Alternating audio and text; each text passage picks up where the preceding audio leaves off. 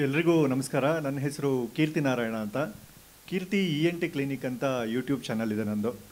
ENT ಅಂದರೆ ಎಂಟರ್ಟೈನ್ಮೆಂಟ್ದು short farm. ಮೊದಲನೇದಾಗಿ ನನಗೆ ಇಷ್ಟು ಬಿಲ್ಡಪ್ ಕೊಟ್ಟು ಮರ್ಯಾದೆ ಕೊಟ್ಟು ಇಲ್ಲಿ ಕರೆಸಿರೋದೆ ನನಗೊಂಥರ ಭಯ ಆಗ್ತಿದೆ. ಯಾಕಂದರೆ ಇವ್ರ ಜೊತೆ ವೇದಿಕೆ ಹಂಚ್ಕೊಳ್ಳೋದು ನಮಗೊಂಥರ ಮುಜುಗರ. ಅಂದರೆ ನೀವು ಆ ಥರ ತಿಳ್ಕೊಂಡಿದ್ದು ಮುಜುಗರ ಅಲ್ಲ. ಅವ್ರು 100 ಪುಸ್ತಕ ಬರೆದಿದ್ದಾರೆ, ನಾವು 1-2 ಲೈನು ಬರೆದಿಲ್ಲ. ಹಾಗಾಗಿ ನಾನು ಅವ್ರು ಕೇಳಿದಾಗಲೂ ನಾನು ಹೇಳಿದೆ ಎಲ್ಲಿಂದ ಎಲ್ಲಿಗೆ ಸರ್ ಸಂಬಂಧ ಇದು ಅಂತ. ಆದರೂ ನನಗೆ ಅವಕಾಶ ಕೊಟ್ಟರು, ಧನ್ಯವಾದ ಸರ್ ನಿಮಗೆ ಮೊದಲನೇದಾಗಿ. ಮತ್ತು ಹುಟ್ಟುಹಬ್ಬದ ಮಾರನೇ ದಿನದ ಶುಭಾಶಯಗಳು ನಿಮಗೆ. Thank you. ಭಗವಂತ ಆಲ್ರೆಡಿ ಸರಸ್ವತಿ ಕೊಟ್ಟಿದ್ದಾನೆ, ಲಕ್ಷ್ಮಿ ನೆಮ್ಮದಿ ಎಲ್ಲ ನೀವೆಲ್ಲ ಹೋದರೂ ಒಟ್ಟಿಸ್ಕೊಂಡು ಬರಲಿ.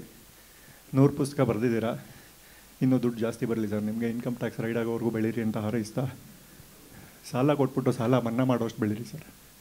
ಧನ್ಯವಾದ. ನಮ್ಮ ಕಾರ್ಯಕ್ರಮದಲ್ಲಿ, ನನ್ನ ENT ಕ್ಲಿನಿಕ್ನಲ್ಲಿ ಯಾವುದು ಟೇಕ್ ಅವೇ ಇರೋದಿಲ್ಲ. ನೋಡಿದವ್ರಿಗೆ ಸುಮ್ಮನೆ ಟೈಮ್ ಪಾಸ್ ಆಗಬೇಕು ಅಂತ ಯಾವುದೂ ಸೀರಿಯಸ್ ಪ್ರಶ್ನೆಗಳನ್ನು ನಾನು ಕೇಳಲ್ಲ. ನಿಮಗೆ ಪ್ರಶ್ನೆಗಳು ನಾನು ಇವರಿಗೆ ಕೇಳಿದಾಗ ಏನು ಇಂಥ ಸಿಲ್ಲಿ ಪ್ರಶ್ನೆಗಳೆಲ್ಲ ಕೇಳ್ತಿದ್ದಾನೆ ಅಂತ ಅನಿಸಿದ್ರೆ ದಯವಿಟ್ಟು ಅದಕ್ಕೆ ಕ್ಷಮೆ ಇರಲಿ. ಆ ಥರ ಸಿಲ್ಲಿ ಪ್ರಶ್ನೆಗಳನ್ನು ಕೇಳಿದ್ದಕ್ಕೆ ನಾನು ಇವತ್ತು ಇಲ್ಲಿ ಕೂತಿದ್ದೀನಿ. ಸೊ ಹಾಗಾಗಿ ಮೊದಲೇ ನಿಮಗೆ ಡಿಸ್ಕ್ಲೈಮರ್ ಹಾಕ್ಬಿಟ್ಟಿದ್ದೀನಿ. ಮೊದಲನೇದಾಗಿ ನಮಸ್ಕಾರ ಸರ್. ನಮಸ್ಕಾರ. ಒಂದು ಹಿಂಟ್ ಕೊಟ್ಬಿಡ್ತೀನಿ. ನನ್ನ ಹೆಂಡತಿ ಇಲ್ಲೇ ಇದ್ದಾರೆ. ತಮ್ಮ ಗಮನದಲ್ಲಿಟ್ಟುಕೊಂಡು ತಾವು ಆರೋಗ್ಯ ನೆಮ್ಮದಿ ಅಂತೆಲ್ಲ ಹೇಳಿದ್ರಲ್ಲ, ಅದನ್ನು ಕಾಪಾಡಿಕೊಳ್ಳಿಕ್ಕೆ ಅನುಕೂಲ ಮಾಡಿಕೊಡ್ಬೇಕು. ಎಲ್ಲಿದ್ದಾರೆ ಸರ್ ಒಂದ್ಸಲಿ? ಮೇಡಮ್ ಎಲ್ಲಿದ್ದೀರಾ ಮೇಡಮ್? ನಮಸ್ಕಾರ ಮೇಡಮ್, ಹೇಗಿದ್ದೀರಾ ಮೇಡಮ್? ಅಲ್ಲ, ಇವ್ರ ಜೊತೆ ಹೇಗಿದ್ದೀರಾ ಅಂತ. ಲೈಫ್ ಈಸ್ ಬ್ಯೂಟಿಫುಲ್ ಅಂತಲೂ ಬರೀತಾರೆ, ಐ ಹೇಟ್ ಮೈ ವೈಫ್ ಅಂತಲೂ ಬರೀತಾರೆ ಇವರು. ಹೆಂಗೆ ಸಾಧ್ಯ ಸರ್ ನೀವು? ಅಲ್ಲ, ಎಲ್ಲ ಮಕ್ಕಳು ಹುಟ್ಟಿದ ತಕ್ಷಣ ಅಮ್ಮ ಅಮ್ಮ ಅಂದರೆ ನೀವೇನು ಪುಸ್ತಕ ಅಂತಿದ್ರಂತೆ, ಹೌದಾ? ಪುಸ್ತಕ ನಾನು ಹುಟ್ಟಿದ ಮೇಲೆ ಹುಟ್ಟಿತೋ ಅಥವಾ ಪುಸ್ತಕ ಹುಟ್ಟಿದ ಮೇಲೆ ನಾನು ಹುಟ್ಟಿದ್ನೋ ಅದು ಗೊತ್ತಾಗ್ತಿಲ್ಲ. ಸರ್, ಮೊದಲನೇದಾಗಿ ನಮ್ಮ ಚಾನಲ್ನಲ್ಲಿರೋ ಒಂದು ಸೆಗ್ಮೆಂಟ್ನ ಮಾತ್ರ ಇಲ್ಲಿ ತರೋದಕ್ಕೆ ಇಷ್ಟಪಡ್ತೀನಿ. ನನ್ನ ಚಾನಲ್ನಲ್ಲಿ ನಾನು ಯಾವುದೇ ಗೆಸ್ಟ್ನ ಕರೆಸಿದ್ರು ಮೊದಲನೇ ಸೆಗ್ಮೆಂಟೇ ನೀವು ಕೇಳಬಾರ್ದು, ನಾವು ಹೇಳಬಾರ್ದು ಅಂತ.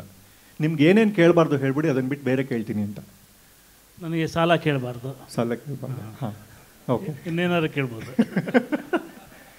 ಅಂದರೆ ನೀವು 100 ಪುಸ್ತಕಗಳನ್ನು ಬರೆದಿರೋರು, ಈ ರೀತಿಯ ಅನೇಕ ಕಾರ್ಯಕ್ರಮಗಳನ್ನು ಕೊಟ್ಟಿರ್ತೀರಾ, ಅನೇಕ ಸಂದರ್ಶನಗಳಲ್ಲಿ ಭಾಗವಹಿಸಿರ್ತೀರಾ. ಕೆಲವೊಂದು ಪ್ರಶ್ನೆಗಳು ರಿಪೀಟ್ ಆಗಿರುತ್ತೆ. ಯಾವ್ಯಾವ ಪ್ರಶ್ನೆಗಳು ತುಂಬ ರಿಪೀಟ್ ಆಗಿದೆ ಅಥವಾ ಮತ್ತೆ ಹೇಳಿದ್ದೇ ಹೇಳಬೇಕಾ ಅನ್ಸೋವಂಥದ್ದು ಯಾವುದಾದ್ರೂ ಇದೆಯಾ? ನಮ್ಮದು ಲವ್ ಲೈಫ್. ನಾನು ಹೆಂಗೆ ನೀನು ಜ್ಯೋತಿಯನ್ನು ಮದುವೆ ಹೆಂಗೆ ಇವ್ರ ಜೊತೆ ಇದ್ರಿ ಅಂತ ಕೇಳಿದ್ರಲ್ಲ, ಹೆಂಗೆ ಅವ್ರನ್ನ ಹುಡುಕಿದ್ರಿ ಅಂತ ಒಂದು ಪ್ರಶ್ನೆ ಕೇಳ್ತಾರೆ. ಆಮೇಲೆ ಜೋಗಿ ಹೇಗಾದಿ ಅಂತ ಕೇಳ್ತಾರೆ. ಇದೆಲ್ಲ ಜಗತ್ತಿಗೆ ಗೊತ್ತಿದೆ. ಎಷ್ಟು ಸಲ ಹೇಳಿದ್ರು ಅದೇ ಹೇಳಬೇಕಾಗುತ್ತೆ, ಸತ್ಯ. ಇಲ್ಲ, ನಮಗೆ ಗೊತ್ತಾಗಿದೆ ಸರ್. ಫಸ್ಟ್ ಜೋಗಿ, ಆಮೇಲೆ ಜೋಗಯ್ಯ, ನೆಕ್ಸ್ಟ್ ಜಮೀಲ್ ಅಂತ ಏನೋ ಬರ್ತಿದ್ಯಂತೆ ಸಿನಿಮಾ. ಸೊ ಅದೊಂದು ಬೇಡ, ಏನು ಬೇಕಾದ್ರೆ ಕೇಳ್ಬೋದು. ಓಕೆ. ಆಮೇಲೆ ಇದು ಸಂಬಳ ಎಷ್ಟು ಇತ್ಯಾದಿ ಬೇಡ. ವಯಸ್ಸಾಯ್ತು ಅದೆಲ್ಲ ಬೇಡ. ಇಲ್ಲ, ನಿನ್ನೆ ರವಿ ಹೆಗ್ಡೆ ಸರ್ ಕಾಲ್ ಮಾಡಿದ್ರು ಸರ್. ಒಂದು ಪ್ರಶ್ನೆ ಕೇಳಿ ಅವ್ರ ಪರ್ಫಾರ್ಮೆನ್ಸ್ ಏನೋ ಪ್ರಾಬ್ಲಮ್ ಇದೆ ಕನ್ನಡಪ್ರಭದಲ್ಲಿ. ಕನ್ನಡಪ್ರಭ ಆಫೀಸಿಗೆ ಬಂದು ಪುಸ್ತಕ ಬರ್ಕೊಂಡು ಕೂತಿರ್ತಾರೆ ಅಂತ. ಅಲ್ಲಿ ನನಗೆ ಪುಸ್ತಕ ಬರೆಯೋದಕ್ಕೆ ಸಂಬಳ ಕೊಡೋದು ನಾನು ಅಂದ್ಕೊಂಡಿದ್ದೀನಿ ಇಲ್ಲಿ ತನಕ. ಏನಾದರೂ ಹೊಸ ಆರ್ಡ್ರ್ ಬಂದರೆ ಬಿಡ್ತೀನಿ. ಓಕೆ. ಈ ಕಾರ್ಯಕ್ರಮದಲ್ಲಿ ಇದು ಆಲ್ರೆಡಿ ಶುರು ಆಗೋಗಿದೆ, ಅರ್ಧ ಮುಗ್ದೋಗಿದೆ ಕಾರ್ಯಕ್ರಮ. ಈ ಕಾರ್ಯಕ್ರಮದಲ್ಲಿ ನಮ್ಮ ರಾಜೇಶ್ ಶೆಟ್ಟಿ ಅವರು ಕೂಡ ಇರ್ತಾರೆ. ಕೆಲವೊಂದು ಪುಸ್ತಕದ ಕುರಿತಾಗಿ ಹಾಗೂ ಜೋಗಿ ಸರ್ನ ಲೇಖನದ ಕುರಿತಾಗಿ ಅವರು ಪ್ರಶ್ನೆಗಳನ್ನು ಕೇಳ್ತಾರೆ ಮಧ್ಯ ಮಧ್ಯ. ಜೊತೆಗೆ ನಾವು ಇಲ್ಲಿ ನಮ್ಮ ರೀತಿಯಲ್ಲಿ ಪ್ರಶ್ನೆಗಳನ್ನು ಕೇಳ್ತೀವಿ. ಸರ್, ಇನ್ನೊಂದು ಪ್ರಶ್ನೆ, ನೀವು ಲೆಫ್ಟಾ ರೈಟಾ ಸರ್? ಅದನ್ನು ನೀವು ಹೇಳಬೇಕು ಅಂತ ನನ್ನ ಆಸೆ. ಅಲ್ಲ, ಬರೆಯೋದು ನೀವಲ್ವಾ ಸರ್? ಯಾವ ಹ್ಯಾಂಡಲ್ ಬರೀತೀರಾ ಅಂತ ಕೇಳಿದೆ ನಾನು. ನಾನು ಎರಡು ಕೈಯಲ್ಲಿ ಬರೀತೀನಿ. Because I write in computer. I use both hands. Fingers ನೀವು. ಹೌದು. ಓಕೆ. ನಾನು ಕೆಲವೊಂದು ಪುಸ್ತಕಗಳನ್ನು ಓದಿದೆ ಸರ್. ಅಲ್ಲಿ ನೋಡ್ತಾ ಇದ್ದೆ. ಅಂದು ಮುಂಚೆನೇ ಗೊತ್ತಿತ್ತು ಕೆಲವೊಂದು ನಿಮ್ಮ ಬಗ್ಗೆ. ಮಗಳಿಗೆ ಬರೆಯದ ಪತ್ರಗಳು ಅಂತ. ನೀವು ಅವರಿಗೆ ಪತ್ರ ಬರೆದ್ಬಿಟ್ಟಿದ್ರೆ ಮುಗಿದೋಗಿತ್ತು. ಒಂದು ಪುಸ್ತಕ ಯಾಕೆ ಬರೆದ್ರಿ ಅದ್ರ ಬಗ್ಗೆ ಅಂತ? ಮಗಳಿಗೆ ಬರೆದ ಪತ್ರಗಳು ಅಂತ ಅದನ್ನು ಬರೆದಿದ್ದೆ. ಆಮೇಲೆ ಬರೆದಿರಲಿಲ್ಲ. ಸುಳ್ಳು ಯಾಕೆ ಹೇಳಬೇಕು ಅಂತ ಬರೆಯೋದ ಅಂತ ಮಾಡಿದೆ. ಬಟ್ ಅವಳಿಗೆ ಬರೆದ್ರೆ ಅವಳು ಓದಲ್ಲ. ನಾನು ಒಂದು ಪುಸ್ತಕನ ಅವಳು ಓದಿಲ್ಲ. ಹೀಗಾಗಿ ಓದುವ ಮಗಳು ಬೇರೆ ಇದ್ದಾರೆ. ಸೊ ಅವಳಿಗೋಸ್ಕರ ಬರೆದಿದ್ದು. ಇತ್ತೀಚಿನ ದಿನಗಳಲ್ಲಿ ಪುಸ್ತಕ ಓದುವವರಿಗಿಂತ ಪುಸ್ತಕ ಬರೆಯುವವರ ಸಂಖ್ಯೆ ಹೆಚ್ಚಾಗಿದೆ. ಇದ್ರ ಬಗ್ಗೆ ನಿಮ್ಮ ಅಭಿಪ್ರಾಯ ಏನು? ಇದು ಬಹಳ ದೊಡ್ಡ ಬೆಳವಣಿಗೆ ಅಂತ. ಯಾಕಂದರೆ ಒಬ್ಬ ಪುಸ್ತಕ ಬರೆಯುವವನು ಇನ್ನೊಬ್ಬನ ಪುಸ್ತಕವನ್ನು ಓದ್ತಾನೆ ಇಲ್ಲ, ಗೊತ್ತಿಲ್ಲ, ಓದಿದ್ದೀನಿ ಅಂತ ಹೇಳ್ತಾನೆ. ಯಾಕಂದರೆ ಅವನ ಪುಸ್ತಕ ಓದಲಿ ಅಂತ. ಹೀಗಾಗಿ ಒಂದು ಒಂದು ಒಂದು ಕಮ್ಯುನಿಟಿ ಇದೆ ಅಂತ ಗೊತ್ತಾಗುತ್ತೆ. ಸೊ ನಾವೆಲ್ಲ ಪುಸ್ತಕ ಬರೆಯೋರು ಒಂದು ಕಡೆ ಸೇರಿದರೆ ನಮ್ಮದೇ ಒಂದು ದೊಡ್ಡ ಗುಂಪಾಗುತ್ತಲ್ಲ, ಹೀಗೆ ಒಂದು ಗ್ಯಾಂಗ್ ಕಟ್ಕೊಂಡು ಓಡಾಡ್ಬೋದು.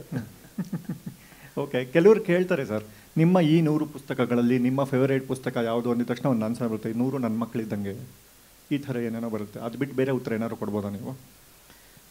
ನಿಮ್ಮ ಇಷ್ಟದ ಪುಸ್ತಕ ಯಾವುದು ಅಂದರೆ? ಅದು ಕಾಮನ್ ಉತ್ತರ ಆದರೆ ಚೆಕ್ ಬುಕ್ಕು. ಅದು ಬಿಟ್ಟರೆ ಯಾವುದು ಜಾಸ್ತಿ ಸಂಭಾವನೆ ಅಂತ ತಂದು ಕೊಟ್ಟಿದ್ದು ಅದು. ಅಂದರೆ ಸುಮಾರು ನಾನು ಅಂಕಿತಾ ಪ್ರಕಾಶ್ ಅವರು ಹೇಳಿದರು 120 ಪುಟಗಳಿಗಿಂತ ಜಾಸ್ತಿ ಬರಿಬೇಡಿ ಅಂತೇಳಿ. ಜಮೀಲ್ ಹೇಳಿದರು 300 ಪುಟಕ್ಕಿಂತ ಕಡಿಮೆ ಬರಿಬೇಡಿ ಅಂತೇಳಿ. ಸೊ ಈಗ ಅದು ಒಂಥರ ಬ್ಯಾಲೆನ್ಸ್ ಮಾಡಿ ನಾನು ಸಾಮಾನ್ಯವಾಗಿ 260 ಪುಟದಷ್ಟು ತನಕ ಬರಿತೀನಿ. 260 ಪುಟ ಬರೆದ್ರೆ ಸ್ವಲ್ಪ ಜಾಸ್ತಿ ಸಂಭಾವನೆ ಬರುತ್ತೆ. ಓಕೆ, ನಿಮ್ಮ ದಾಂಪತ್ಯ ಜೀವನದ ಬಗ್ಗೆ ಒಂದು 3 ಸುಳ್ಳು ಹೇಳಿ ಸರ್, ನಿಮ್ಮ ವೈಫ್ ಬಗ್ಗೆ. ಇದು ಭಾಳ ಕಷ್ಟ ಇದೆ ಹೇಳೋದು, ಯಾಕಂದ್ರೆ 100 ಹೇಳ್ಬೋದು, ಬೆಸ್ಟ್ 3 ಅಂತ ಹೇಳಿದರೆ ಕಷ್ಟ ಆಗೋದು. ಏನಂದರೆ ಒಂದು, ಅವರು ನಾನು ಬಹಳ ದೊಡ್ಡ ಮನುಷ್ಯ ಅಂತ ತಿಳ್ಕೊಂಡು ನನ್ನ ಮದುವೆ ಆದರು. ಎರಡನೇದು, ನಾನು ಒಂದು ಮಹತ್ವದ ಕೃತಿ ಬರೀತೀನಿ ಅಂತ ಅವ್ರು ಇನ್ನೂ ಕಾಯ್ತಾ ಇದ್ದಾರೆ. ಆಮೇಲೆ ಜನ ನನ್ನನ್ನು ಮೆಚ್ಚೋದು ನನ್ನ ಪುಸ್ತಕಗಳನ್ನು ನೋಡಿ ಅಂದ್ಕೊಂಡಿದ್ದಾರೆ. ಇದು 3 ಸುಳ್ಳು. ಓಕೆ, 3 ನಿಜ ಹೇಳಿ ಸರ್. ಹೆಂಡತಿ ಬಗ್ಗೆನಾ? ಹೌದು, ರಾತ್ರಿ ಊಟ ಬೇಕಲ್ವ ಸರ್? ಸರ್ ರಾತ್ರಿ ನನ್ನ ಮನೇಲಿ ಊಟ ಮಾಡಲ್ಲ. ಹೌದಾ? ಹಾಂ, ಅಟ್ಲೀಸ್ಟ್ 2 ಹೇಳಿ. 2 ಹೇಳ್ಬೋದು. ಹೆಂಡತಿ ಬಗ್ಗೆ ನಿಜ ಹೇಳಬೇಕಂದ್ರೆ ಐ ಹೇಟ್ ಮೈ ವೈಫ್ ಒಂದು. ಯಾಕಂದರೆ ಎರಡನೇದೇನೆಂದರೆ she knows why I hate my wife ಅಂತ. ಆದರೆ ನಾನು ಐ ಹೇಟ್ ಮೈ ವೈಫ್ ಅಂತ ಬುಕ್ ಬರೀಲಿಕ್ಕೆ ಕೂತಾಗ ಅವಳಿಗೆ ಫಸ್ಟಿಗೆ ಹೇಳಿದ್ದು ನಾನು. ಅವಳು ಹೇಳಿದ್ಲು, ಇದು ಬುಕ್ ಓಡಲ್ಲ, ಇದು ಯಾವ ಗಂಡಸು ತಗೊಳ್ಳಲ್ಲ ಅಂದರು. ಬಟ್ ಎಲ್ಲ ಹೆಣ್ಣುಮಕ್ಕಳು ತಗೊಂಡ್ರು, because they want to know why her husband hate sir ಅಂತ. ಏನಕ್ಕೆ ಹೇಟ್ ಮಾಡ್ತಿರ್ಬೋದು ಇವನು ಅಂತ ತಿಳ್ಕೊಳ್ಳೋಣ ಅಂತ. ಹಾಗಾಗಿ ಅದು ಮಾರಾಟ ಆಯಿತು. ಜೀವನದಲ್ಲಿ ಹೆಂಡತಿಯನ್ನು ಪ್ರೀತಿಸುವುದು ಅವಶ್ಯಕತೆನ ಅನಿವಾರ್ಯತೆನ ನಿಮ್ಮ ಪ್ರಕಾರ? ಸಂಪ್ರದಾಯ. ಯಾರ ಹೆಂಡತಿನ ಪ್ರೀತಿಸ್ತೀನಿ ಅನ್ನೋದು ಮುಖ್ಯ ಆಗತ್ತೆ ಅಂತ. No comments. ಆಲ್ರೆಡಿ ಡಿಸ್ಕ್ಲೈಮರ್ ಕೊಟ್ಟಿದ್ದೀರಲ್ಲ sir, I hate my wife ಅಂತ. ಹಂಗೆಲ್ಲ ಹೇಳೋಕ್ಕಾಗಲ್ಲ. ಇದು ಏನಾಗಿರುತ್ತೆ ಅಂದರೆ, ಆರಂಭದಲ್ಲಿ ಒಂದು ಧೈರ್ಯ ಇರುತ್ತೆ, ಇನ್ನೊಂದು ಮದುವೆ ಆಗ್ಬೋದು ಅಂತ. ಅದು ಕ್ರಮೇಣ ನಶಿಸುತ್ತಾ ಬರೋ ಹೊತ್ತಲ್ಲಿ ಇರುವ ಸೊತ್ತುಗಳನ್ನು ಮತ್ತು ಇರುವ ಸಂಪತ್ತುಗಳನ್ನು ಮತ್ತು ಇರುವ ಭಾಗ್ಯಗಳನ್ನು ಕಾಪಾಡ್ಕೋಬೇಕು. ಅದಕ್ಕೆ ಹೇಳಿದ ಆರೋಗ್ಯವನ್ನು ಕಾಪಾಡ್ಕೊಳ್ಳಿ. ನಿನ್ನೆ ಒಬ್ಬರು ಫೋನ್ ಮಾಡಿದರು, ಶಾಸಕರು. ಅವ್ರು ಫೋನ್ ಮಾಡಿ ಹೇಳಿದರು, ನಿಮಗೊಂದು ಆನೆ ಕೊಡ್ತೀನಿ, ಸಾಕ್ತೀರಾ ಅಂತ. ನಾನು ಮನೆಯಲ್ಲೇ ಒಂದು ಆನೆ ಇದೆ ಅಂತ ನಾನು ಹೆಂಡ್ತಿ ಹೇಳಿದ್ರು, ನಾನು ಲೌಡ್ ಸ್ಪೀಕರ್ಗೆ ಹಾಕಿದೆ, ಮನೆಯಲ್ಲೇ ಇದೆ ಸರ್ ಅಂತ ಹೇಳಿದರು. ಇದೆಲ್ಲ ಆನೆ ಅಂದರೆ ಆರೋಗ್ಯ ಮತ್ತು ನೆಮ್ಮದಿ ಅಂತ. ಅದು ನೀವು ಚೆನ್ನಾಗಿ ನೋಡ್ಕೋಬೇಕು ಅಂದರು. ಸರಿ, ನೋಡ್ಕೊತೀರಿ ಅಂದರೆ. ಸೊ ಹೀಗಾಗಿ ಇದೆರಡು ಭಾಳ ಮುಖ್ಯ. ಈಗ ಇದೇನು ಸರ್, ಇಬ್ಬರು ನೀವು ಮತ್ತು ಜಮೀಲ್ ಅವರು ಒಂದೇ ಶರ್ಟ್ ತೊಗೊಂಬಂದಿರೋ, ಬೈ ಒನ್ ಗೆಟ್ ಒನ್ನ ಹೇಗಿದ್ರು? ಎಲ್ಲಿದ್ದಾರೆ ಅವರು? ಹಾಂ, ಇಬ್ಬರು ಒಂದೇ ಶರ್ಟ್ ಹಾಕ್ಕೊಂಡ್ರೆ ಅವರು ಇವತ್ತು ಗಡ್ಡ ತೆಗೆದಿದ್ದಾರೆ. ಗಡ್ಡ ಬಿಟ್ಟರೆ ಒಂದೇ ಥರ ಕಾಣ್ತೀವಿ. ಹೀಗಾಗಿ ಇಬ್ಬರಲ್ಲಿ ಒಬ್ಬರು ಬರೆದಿದ್ರು ಮ್ಯಾನೇಜ್ ಆಗೋಗುತ್ತೆ ಫಂಕ್ಷನ್. ಡಮ್ಮಿ ಇಟ್ಕೊಂಡು ಮಾಡ್ತಾರಲ್ಲ, ಒಂದೊಂದು ದಿನ ಅವರೇ ಎಷ್ಟೋ ಕಡೆ ಹೋಗಿ ಭಾಷಣ ಮಾಡಿರ್ತಾರೆ, ಜೋಗಿ ಅಂತ. ಆಮೇಲೆ ನಾನು ಎಷ್ಟೋ ಕಡೆ ಹೋಗಿರ್ತೀನಿ, ನಾನು ಜಮೀಲ್ ಅಂತೇಳಿ. ಸೊ ಇಬ್ಬರು ಆಲ್ಮೋಸ್ಟ್ ಒಂದೇ ಥರ ಇದ್ದೀವಲ್ಲ. ಹೌದು, ಇಲ್ಲ ಅವ್ರು ಸ್ವಲ್ಪ ಚೆನ್ನಾಗಿದ್ದಾರೆ. ಯಾಕಂದ್ರೆ ಪ್ರಕಾಶಕರು ಯಾವಾಗಲೂ ಚೆನ್ನಾಗಿರ್ತಾರೆ. ಈ ಹೇರ್ ಡೈ ಬಗ್ಗೆ ಮಾತಾಡ್ತಾ, ನಿಮಗೆ ಹೇರ್ ಡೈ ಎಲ್ಲ ಹಾಕೋ ಅಭ್ಯಾಸ ಇಲ್ವಾ ಸರ್? ಇಲ್ಲ, ವಯನ್ಕೆ ಹೇಳ್ತಿದ್ರು you should die every day ಅಂತ. ಆದರೆ ಇನ್ನೊಂದು ಹೇಳ್ತಿದ್ರು, ಅದು ಸೀತಾರಾಮ್ ಸರ್ ಗೊತ್ತು. ಬ್ಲ್ಯಾಕ್ ಹೇರ್ಸ್ ಆರ್ ರೆಸ್ಪೆಕ್ಟೆಡ್, ಅಲ್ಲ ವೈಟ್ ಹೇರ್ಸ್ ಆರ್ ರೆಸ್ಪೆಕ್ಟೆಡ್, ಅಂದರೆ grey hairs are respected, black hairs are suspected ಅಂತ. ಸಸ್ಪೆಕ್ಷನ್ ಅಂದರೆ ಇದು ಮೋಸ್ಟ್ಲಿ ಕಲರ್ ಹಾಕಿದ್ದಾನೆ ಇವನು. ನಿಮಗೂ ಹೇಳ್ಬೋದು, ಯಾರು ಲೈಟ್ ಬಿಟ್ಟರೆ ಬಿಳಿ ಕೂದಲು ಕಾಣುತ್ತೆ ಸರ್, ಕ್ಯಾಮ್ರಾ ದೂರ ಇದೆ, ಹಾಗಾಗಿ ಮಾಡ್ಬೋದು. ಸೊ ಒಂದೆರಡು ಪ್ರಶ್ನೆ ಸುಮ್ಮನೆ ಕೂತಿರೋ ರಾಜೇಶ್ ಅವರು ಕೇಳಬೇಕು ಅಂತ ಕೇಳ್ಕೊತೀನಿ. ಸುಮ್ಮನೆ ಕೂತಲ್ಲಿ ನೀವು ಬಿಟ್ಟರೆ ತಾನೆ. ಹೌದು, ಇದು ಕೀರ್ತಿ ENT ಕ್ಲಿನಿಕ್ ಅಂತ ಎಲ್ರಿಗೂ ಗೊತ್ತಿದೆ. ನಾನಿವತ್ತು ಡಾಕ್ಟ್ರಾಗಿ ಎಲ್ಲ ಕಾಂಪೌಂಡ್ರಾಗಿ ಕೆಲಸ ಮಾಡೋಕ್ಕೆ ಬಂದಿರೋದು. ಮೇಯ್ನ್ ಅವರೇ. ಮಧ್ಯೆ ಮಧ್ಯೆ ಈ ಲಾಡು ನಡುವೆ ಲವಂಗ ಇತ್ಯಾದಿ ಸಿಗುತ್ತಲ್ಲ, ಆ ಥರ ಸರ್, ನಾನು ನಿಮ್ಗೊಂದು ಪ್ರಶ್ನೆ ಕೇಳಬೇಕು ಅಂತ ಅಂದ್ಕೊಂಡಿರೋದು. ನೀವು ಬಹಿರಂಗದಲ್ಲಿ ತುಂಬ ಜೋವಿಯಲ್ ಆಗಿ, ಲೈವ್ಲಿಯಾಗಿ ಸುತ್ತಾಡಿಕೊಂಡು, ಟೂರ್ ಹೋಗ್ಕೊಂಡು, ಗೆಳೆಯರ ಜೊತೆ ಪಠ್ಯೇತರ ಚಟುವಟಿಕೆ ಮಾಡಿಕೊಂಡು ಇರ್ತೀರಿ. ಬಟ್ ಅಂತರಂಗದಲ್ಲಿ ನೀವು ಬೇರೆ ಅಂತ ನನಗೆ ಯಾವಾಗಲೂ ಅನಿಸೋದು. ನೀವು ನಿಮ್ಮ ಕತೆಗಳ ಮೂಲಕ, ಕಾದಂಬರಿಗಳ ಮೂಲಕ ಇದುವರೆಗೆ ಒಂದು ಸಾವಿನ ಹುಡುಕಾಟ, ಅಧ್ಯಾತ್ಮದ ಹುಡುಕಾಟ, ಈ ಥರದನ್ನು ಅಲೌಕಿಕ ಹುಡುಕಾಟ ಈ ಥರ ನಡೆಸ್ಕೊಂಡು ಬರ್ತಾ ಇದ್ದೀರಿ. ಇವತ್ತು ಇಳಂಗೋವನ್ ಬಂದಿದೆ, ಅಧ್ಯಾತ್ಮ ಸ್ಪಿರಿಚುವಲ್ ಜರ್ನಿ ಅಂತ. ಇದರ ಹಿಂದಿನ ಸಾವು ಬರೆದಿದ್ದೀರಿ. ಇತ್ತೀಚಿನ ಕೃತಿಗಳಲ್ಲೂ ಕೂಡ ಅದು ಕಾಣುತ್ತೆ. ಅದು ಈಗ ನೇರವಾಗಿ ಗಾಢವಾಗಿ ಅದನ್ನೇ ಬರಿತಾ ಇದ್ದೀರಿ. ಸೊ ಈ ಟ್ರಾನ್ಸ್ಫಾರ್ಮೇಷನ್ ಯಾಕೆ, ಅಥವಾ ಅದು ಮೊದಲಿಂದಲೂ ಇತ್ತಾ? ಯಾಕೆ ಈಗ ಇದ್ದಕ್ಕಿದ್ದಂತೆ ಇದಕ್ಕೆ ಬಂದಿದ್ದೀರಿ? ಇದು ಮೊದಲಿಂದಲೇ ಇತ್ತು ಅಂತ ಅನಿಸುತ್ತೆ. ನನ್ನ ಮೊದಲ ಕತೆ ಬರೆದಾಗಲೂ ನನ್ನ ಕಥೆಯ ನಾಯಕ ಸುಮಾರು 70 ವರ್ಷದವರಾಗಿದ್ದರು. ನನಗೆ ಭಾಳ ಗಾಢವಾಗಿ ಕಾಡುವಂಥ ಸಮಸ್ಯೆ ಏನಂದರೆ, ನಾನು ನಾಳೆ ಯಾಕೆ ಇರಬೇಕು ಅಂತ. ಈಗ ನಾಳೆ ಏನು ಬದಲಾವಣೆ ಆಗದೆ ಹೋದರೆ, ಇವತ್ತಿನ ಥರನೇ, ಇವತ್ತು ತಿಂದಿದ್ದೇ ಇಡ್ಲಿ ಸಾಂಬಾರು, ಇವತ್ತು ತಿಂದಿದ್ದೇ ಅನ್ನ ರಸಮು, ಇವತ್ತಿದ್ದನ್ನೇ ನಾಳೆನೂ ರಿಪೀಟ್ ಮಾಡೋದಾದರೆ, ಕಾಪಿ ಮಾಡೋದಾದರೆ, ಆಮೇಲೆ ನನಗೆ ಸಂಬಂಧಪಡದ ಕೆಲಸಗಳನ್ನು ಮಾಡಿಕೊಂಡು ಜಗತ್ತಲ್ಲಿ ಬದುಕೋದಾದರೆ ಯಾಕೆ ನಾಳೆ ಇರಬೇಕು ಅಂತ ಒಂದು ಪ್ರಶ್ನೆ ಭಾಳ ದಿವಸದ ಕಾಡ್ತಾಯಿತ್ತು. ಬಟ್ ಅಂದರೆ ಈ ನೇಚರು ಯಾಕೆ ರಿಪಿಟೇಷನ್ಗಳನ್ನು ಮಾಡ್ತಾ ಹೋಗುತ್ತೆ ಅಂತ. It repeats everything. Human beings ಒಂದು ಕೋಟ್ಯಾಂತರ ಮಂದಿಯನ್ನು ರಿಪೀಟ್ ಮಾಡ್ತಾ ಹೋಗುತ್ತೆ. ಅದನ್ನು ಈ ಎಜುಕೇಷನ್ ಮತ್ತು ಅವ್ರನ್ನ ಒಂದೇ ಥರದ ಪಾಠಗಳನ್ನ ಕಲಿಸ್ತಾರೆ. ಅವ್ರು ಹೋಗಿ ಒಂದೇ ಥರದ ಕೆಲಸಗಳನ್ನ ಮಾಡ್ತಾಯಿರ್ತಾರೆ. ಇದೊಂದು ಎಕನಾಮಿಕ್ ಪ್ರೊಸೆಸ್ಸೇ ಹೊರತು ಇದು ಬಯಾಲಜಿಕಲ್ ಪ್ರೊಸೆಸ್ಸಲ್ಲಿ ಏನು ಉಪಯೋಗನೇ ಇಲ್ಲ ಅಂತಂದರೆ, ಅದು ವೆರೈಟಿನೇ ಇಲ್ಲ ಅಂತ ಅನ್ಸೋದು. ಆ ವೆರೈಟಿ ಎಲ್ಲಿದೆ ಅಂತ ಹುಡ್ಕೋಕೆ, ಅಂದರೆ ಅನ್ಎಕ್ಸ್ಪ್ಲೋರ್ಡ್ ಥಿಂಗ್ಸ್ ಇರುತ್ತಲ್ಲ ಈ ಜಗತ್ತಲ್ಲಿ, ಅದು ಬಹಳ ಇದೆ. ಅದು ನಾವು ಒಂದು ಆಕಾಶ ನೋಡ್ತಾ ಕೂತ್ರೆ ಅಲ್ಲಿ ನಿಗೂಢವಾದ ಏನೋ ಕಾಣಿಸುತ್ತೆ ನಮಗೆ, ಅಲ್ಲಿ ಏನಿದೆ ಅಂತ ಗೊತ್ತಿರಲ್ಲ. ಆಮೇಲೆ ಸಮುದ್ರವನ್ನು ಸ್ವಲ್ಪ ಎಕ್ಸ್ಪ್ಲೋರ್ ಮಾಡಿದ್ದೀವಿ, ಇನ್ನೂ ಆಳದಲ್ಲಿ ಏನಿದೆ ಗೊತ್ತಿಲ್ಲ.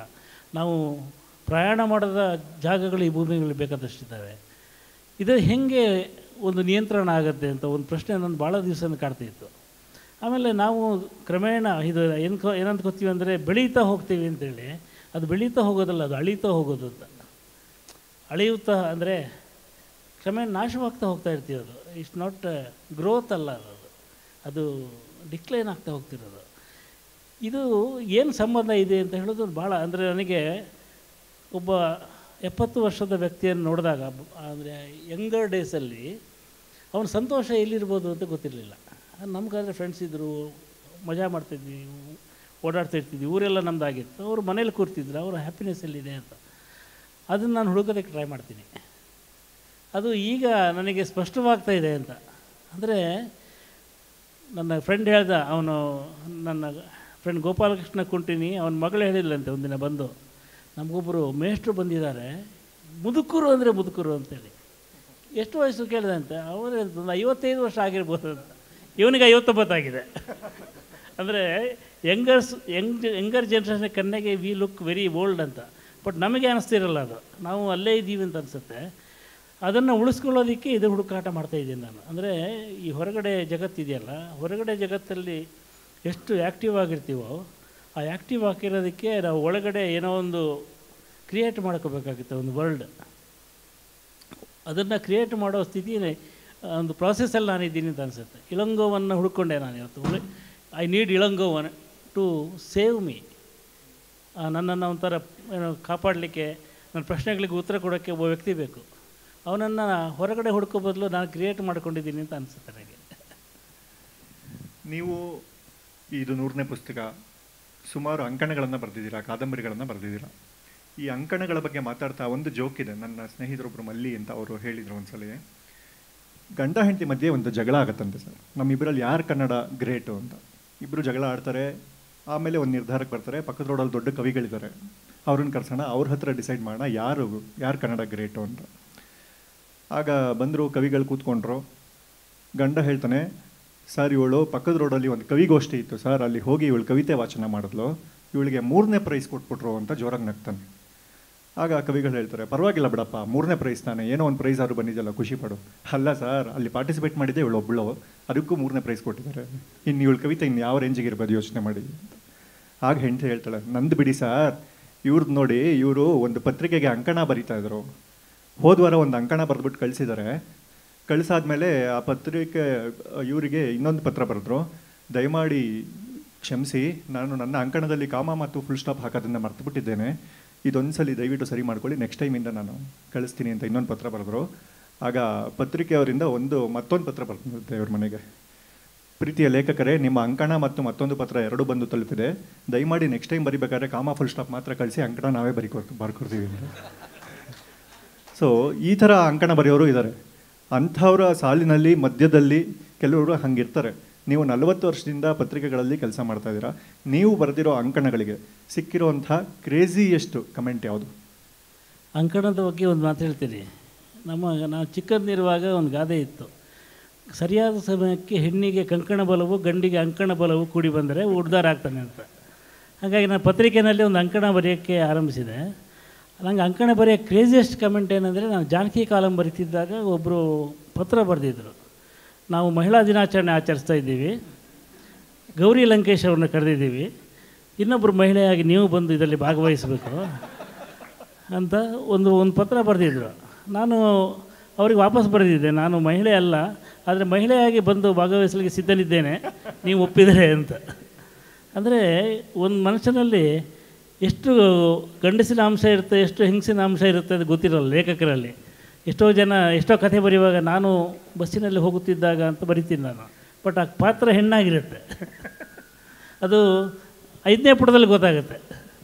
ಸೊ ಹೀಗಾಗಿ ಕಥೆಗಾರರಲ್ಲಿ ಏನು ನಮ್ಮ ಫಸ್ಟ್ ಪರ್ಸನಲ್ಲಿ ಬರಿತೀವಲ್ಲ, ಆಗ ಹೆಣ್ಣು ಗಂಡು ವ್ಯತ್ಯಾಸ ಇರೋಲ್ಲ.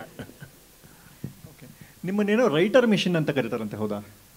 ರೈಟಿಂಗ್ ಮಿಷಿನ್ ಅಂತ ಒಂದು ಸಲ ಪ್ರತಿಭಾನಂದ ಕುಮಾರ್ ಕರೆದಿದ್ರು. ಅಲ್ಲ, ಇಂಜಿನ್ ಆಯಿಲ್ ಯಾವ್ದು ಯೂಸ್ ಮಾಡ್ತೀರಾ ಅಂತ? ಅದು Indian oil. Every day? Not every day, when ever is required. Okay. ಈ ಆಯಿಲ್ ಏನಾಗುತ್ತೆ ಗೊತ್ತಾ ಸರ್ ನಿಮಗೆ? ಆಯಿಲು ನಿಮಗೆ ಸ್ಕೂಟ್ರ್ ಇಟ್ಕೊಂಡ್ರೆ ಗೊತ್ತಾಗುತ್ತೆ, ಅದು ಏನು ಕೊಳೆ ಆಗ್ತಾ ಬರುತ್ತೆ, ಕೊಳೆ ಆದಾಗ ಹೊಸ ಆಯಿಲ್ ಹಾಕ್ಬೇಕಾಗುತ್ತೆ. ಆ ಹೊಸ ಆಯಿಲ್ ಯಾವುದು ಗೊತ್ತಾ ನಿಮಗೆ? ಪ್ರವಾಸಗಳು ಮತ್ತು ಗೆಳೆಯರು. ಏನು ಸರ್, ಒಪ್ತೀರಾ ಇಲ್ವಾ? ಇವ್ರು ಒಪ್ಪಿದ್ರೆ ಡೌಟ್ ಸರ್ ನನಗೆ ಯಾಕೋ. ನೀವು ಅಲ್ಲ, are you serious about oil? ಲೈಟಾಗಿ ಸರ್, ಯಾಕೆಂದ್ರೆ ನನಗೆ ಅನುಮಾನಗಳಿವೆ. ಪರವಾಗಿಲ್ಲ, ಏನಾದರೂ ಒಂದು ಇರ್ಬೇಕು ಸರ್, ಏನೂ ಇಲ್ಲದೆ ಇದ್ರೆ ಬೆಟರ್ ಇಲ್ಲ ಸರ್. ಈ ಪೇಪರಲ್ಲಿ ಅಂಕಣ ಬರೆದಾಗ ಕೆಲವೊಂದು ಸ್ಪೆಲ್ಲಿಂಗ್ ಮಿಸ್ಟೇಕ್ ಆಗಿರುತ್ತೆ, ಕೆಲವರು ಸೆಂಟೆನ್ಸೇ ರಾಂಗ್ ಆಗಿ ಬರೆದುಬಿಟ್ಟಿರ್ತಾರೆ. ಆ ಥರ ನೀವು ನಿಮ್ಮ ಸರ್ವೀಸಲ್ಲಿ ನೋಡಿರೋದು, ಯಾರೋ ಬರೆದಿರೋದು ಈ ಥರ ಬರೆಯೋಕೆ ಹಿಂಗೆ ಬರೆದುಬಿಟ್ಟಿದ್ರು? ಇಲ್ಲ, ಆ ಥರ ಸುಮಾರು ಇರುತ್ತೆ. ಆದರೆ ಓದುಗರು ಎಷ್ಟು ಬುದ್ಧಿವಂತರಿದ್ದಾರೆ ಅಂದರೆ, ನಾವು ಏನು ಬರಿತೀವಲ್ಲ ಅದನ್ನು ಸರಿ ಮಾಡ್ಕೊಂಡು ಓದ್ಬಿಡ್ತಾರೆ. ಎಷ್ಟೋ ಸಲ ನಾವು ಏನು ತಪ್ಪು ಬರೆದ್ರು ಅವರನ್ನು ಸರಿಪಡಿಸ್ಕೊಂಡು ಓದ್ತಾರೆ. ಬಟ್ ನಾವು ಸಬ್ ಎಡಿಟರ್ಸ್ ಕೂತ್ಕೊಂಡು ಅವ್ನು ಸರಿ ಬರೆದಿಲ್ಲ ಹಿಂಗೆ. ಈ ರೈಲ್ವೇನಲ್ಲಿ ಫಿಶ್ ಪ್ಲೇಟ್ಗಳನ್ನು ಯಾರೋ ತೆಗೆದಿದ್ದರಿಂದ ರೈಲ್ವೆ ಆಕ್ಸಿಡೆಂಟ್ ಆಗಿತ್ತು ಅಂತ ಬಂದಿತ್ತು, ಅದನ್ನ ಒಬ್ಬರು ಅನುವಾದ ಮಾಡಿದರು. ಪ್ರಯಾಣಿಕರು ಮೀನು ತಿಂದು ಪ್ಲೇಟ್ಗಳನ್ನ ಎಸೆದಿದ್ದರಿಂದ ರೈಲ್ವೆ ಅಪಘಾತ ಆಯಿತು ಅಂತ. ಫಿಶ್ ಪ್ಲೇಟಿಗೆ ಅಂದರೆ ರೈಲ್ವೆ ಕಂಬಿಗೆ ಒಂದು ಫಿಶ್, ಈ ಥರದ್ದು ಹಲವಾರು ತಮಾಷೆಗಳಿದ್ದಾವೆ. ಅದು ಈಗ ಆಲ್ಮೋಸ್ಟ್ ಅಂದರೆ ಪ್ರತಿದಿನವೂ ತಪ್ಪುಗಳೇ ಆಗೋದ್ರಿಂದ ಗೂಗಲ್ ಟ್ರಾನ್ಸ್ಲೇಟೇ ಆಗಿಬಿಟ್ಟಿದೆ, ಹಿಂಗಾಗಿ ತಮಾಷೆಗಳಿಲ್ಲ. ಈ ರಿಯಾಲಿಟಿ ಶೋಗಳ ಬಗ್ಗೆ ನಿಮ್ಮ ಅಭಿಪ್ರಾಯ ಏನು sir? I really don't have any opinion. ನಾನು ಸಾಮಾನ್ಯವಾಗಿ ರಿಯಾಲಿಟಿ ಶೋ ನೋಡಲ್ಲ, ನಮ್ಮಲ್ಲಿ ಯಾವ ಚಾನಲ್ಲು ಬರಲ್ಲ. But it's remunerative for the channels. Big Boss ಅಂತ ಒಂದು ಕಾರ್ಯಕ್ರಮ ಇದೆ ಗೊತ್ತಲ್ವಾ? ಬಿಗ್ ಬಾಸ್ ನಿಮ್ಮನ್ನು ಕರೀತಾರೆ, ನೀವು ಹೋಗಿ ಬಿಗ್ ಬಾಸ್ ಮನೆಗೆ ಅಂತ. ಬಟ್ ನಿಮಗೆ ಒಂದು ಸ್ಪೆಷಲ್ ಏನು ಕೊಡ್ತಾರೆ, ಒಂದು ಆಪರ್ಚುನಿಟಿ ಕೊಡ್ತಾರೆ, ನಿಮಗೆ ಬೇಕಾಗಿರೋ 10 ಜನ ಬಿಗ್ ಬಾಸ್ ಮನೆಗೆ ಕರ್ಕೊಂಡು ಹೋಗ್ಬೋದು ಅಂತ. ಯಾರ್ಯಾರನ್ನು ಕರ್ಕೊಂಡು ಹೋಗ್ತಾರೆ ಸರ್? ನಮ್ಮ ಇಲ್ಲಿ ಯಾರು ಫ್ರೆಂಡ್ಸ್ ಇದ್ದಾರೆ ಅವರೇ ಹೋಗೋದು ಸರ್, ಇಲ್ಲ ನಮ್ಮ ನಿತ್ಯದ ಗೆಳೆಯರನ್ನೇ ಕರ್ಕೊಂಡು ಹೋಗ್ಬೋದು. But still I don't believe in Big Boss. Big Boss ಮನೇಲೇ ಇರ್ತಾರೆ ಅಂತ ನಾನು ನಂಬಿದ್ದೇನೆ. ವೈಫ್ ಅಂತೀರಾ ನೀವು? ಅಲ್ಲ, ನೀವು ಹೇಳಿದ್ದು. ನಾನು I don't want to commit anything. ಇತ್ತೀಚಿನ ನ್ಯೂಸ್ ಚಾನೆಲ್ಗಳ ಬಗ್ಗೆ ನಿಮ್ಮ ಅಭಿಪ್ರಾಯ ಏನು? ಭಾಳ ಚೆನ್ನಾಗಿದೆ, ನೋಡದೇ ಇರೋರಿಗೆ. ನೀವು ನೋಡ್ತೀರಾ ಮನೇಲಿ? ಇಲ್ಲ ಸರ್, ನೋಡಲ್ಲ. ನಾನು ಕೇಳ್ತೀನಿ, ಯಾಕಂದರೆ ಅದು ಆನ್ ಆಗಿರುತ್ತೆ, ಅದು ಒಂದಷ್ಟು ಕಿವಿಗೆ ಬೀಳ್ತಾ ಇರುತ್ತೆ. ಬಟ್ ನೋಡೋವಂಥದ್ದೇನಿರಲ್ಲ ಅಲ್ಲಿ. ನ್ಯೂಸ್ ಚಾನಲಲ್ಲಿ best thing to watch is anchors. Madam ಹಿಂದೆ ಕೇಳಿಸ್ತಿದ್ಯಾ? ಅಲ್ಲಿ ಕೇಳಿಸ್ತಿದ್ಯಾ ಒಂದ್ಸಲ? ಯಾರಿಗೆ? ಅಲ್ಲಿ ಮೇಡಮ್. ಅವ್ಳು ಪುಣ್ಯ ಕೇಳಿಸ್ದೇ ಇದ್ರೆ.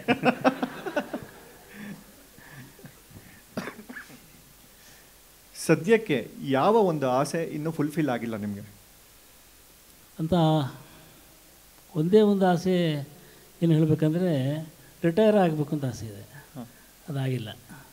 ರಿಟೈರ್ ಆದರೆ ಮನೇಲೇ ಇರ್ಬೋದು ಯಾವಾಗಲೂ ಅಂತ? ಅಲ್ಲಲ್ಲ, ರಿಟೈರ್ ಆದರೆ ಊರು ಸುತ್ತಬೋದು. ನನ್ನ ಹೆಂಡತಿಗೂ ಆಸೆ ಇದೆ ರಿಟೈರ್ ಆದಮೇಲೆ ಒಂದು ವಿಶ್ವ ಪ್ರದಕ್ಷಿಣೆ ಮಾಡಬೇಕಂತ. ಅದನ್ನು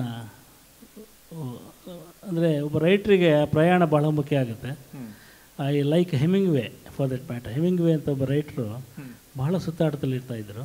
ಸೊ ಅಂಥ ಆಸೆ ನನಗೆ ಭಾಳ ಇದೆ. ಅದು ಸ್ನೇಹಿತರ ಜೊತೆ ದೇಶಪಾಂಡೆ ಅಂತಿದ್ದಾರೆ, ಶ್ರೀನಿವಾಸ್ ದೇಶಪಾಂಡೆ ಅಂತ. ಅವರು ಪ್ರತಿದಿನ ಮೆಸೇಜ್ ಹಾಕ್ತಿರ್ತಾರೆ, ನಾಳೆ ಎಲ್ಲಿಗೆ ಹೋಗೋಣ ಅಂತ. ನಮ್ಮ ಆಫೀಸಲ್ಲಿ ಬರ್ತಾ ಇರುತ್ತೆ, ಎಲ್ಲಿಗಾದರೂ ಹೋದರೆ ಕೆಲಸದಿಂದ ತೆಗಿತೀವಿ ಅಂತ. ಸೊ ಈ ಮೆಸೇಜ್ ಬರದೇ ಇರಬೇಕಾದ್ರೆ ಅವ್ರ ಜೊತೆ ಹೋಗಬೇಕು ಅಂದರೆ ಒಂದು ಆಸೆ ಇದೆ ಅದರ ಥರದ್ದು. ಸರ್, ನಿಮ್ಮ ಪ್ರಕಾರ ದಾಂಪತ್ಯದಲ್ಲಿ ಒಂದು 30-40 ವರ್ಷ ಅನುಭವ ಇದೆ ನಿಮಗೆ. ನಿಮ್ಮ ಪ್ರಕಾರ ಯಶಸ್ವಿ ಗಂಡ ಅನ್ನಿಸ್ಕೊಳ್ಳೋಕೆ ಏನೇನು ಮಾಡಬೇಕು, ಏನೇನು ಮಾಡಬಾರ್ದು? ಮಾಡಬೇಕು ಅನ್ನೋಂಥದ್ದು 3 ಪಾಯಿಂಟ್ಸ್ ಹೇಳಿ ಸರ್. ಮಾಡಬೇಕಾದ್ದು ಒಂದೇ ಪಾಯಿಂಟ್ ಸರ್, ನನ್ನ ಥರ ಇರಬೇಕು. ನನ್ನ ಥರ ಇದ್ದರೆ ಯಶಸ್ವಿ ಗಂಡ. ಹೇಗಿರ್ಬೇಕು ಸರ್ ನಿಮ್ಮ ಥರ ಅಂದರೆ? ನಾನು ಹೇಗಿದ್ದೀನಿ ಹಾಗೆ ಸರ್. ನೀವು ಬೇಕಾದ್ರೆ ಒಂದಿನ ನನ್ನ ಜೊತೆ ಇರಿ, ನಿಮ್ಗೆ ಗೊತ್ತಾಗುತ್ತೆ. ನಾನು ಎಲ್ಲ ಸಾಂಸಾರಿಕ ಜವಾಬ್ದಾರಿಗಳನ್ನು ನಿರ್ವಹಿಸಿ, ಕಚೇರಿಯ ಜವಾಬ್ದಾರಿಗಳು ನಿರ್ವಹಿಸಿ, ಅಂದರೆ ನನ್ನ ಹೆಂಡತಿ ನಾನು ಬಹಳ ಬೈತಾ ಇದ್ಲು, ಏನು 11 ಗಂಟೆಗೆ ಮನೆಗೆ ಬರ್ತೀರಾ, ಬೇಗ ಬರೋಕ್ಕಾಗಲ್ವ, ಎಲ್ಲರನ್ನು ನೋಡಿ ಅಂತೇಳಿ. ಅವ್ರು ಊರಿಗೆ ಹೋದೆ ಒಂದು ಸಲ. ಊರಿಗೆ ಹೋದಾಗ ಅವರ ನೆಂಟರ ಮನೆ ಕರ್ಕೊಂಡು ಹೋಗಿದ್ದರು. ಅವ್ರ ಮನೆಗೆ ಹೋದಾಗ ಅಲ್ಲೂ ಹೆಂಡತಿ ಬೈತಾಯಿದ್ರು ಅವ್ರ ಗಂಡಂಗೆ.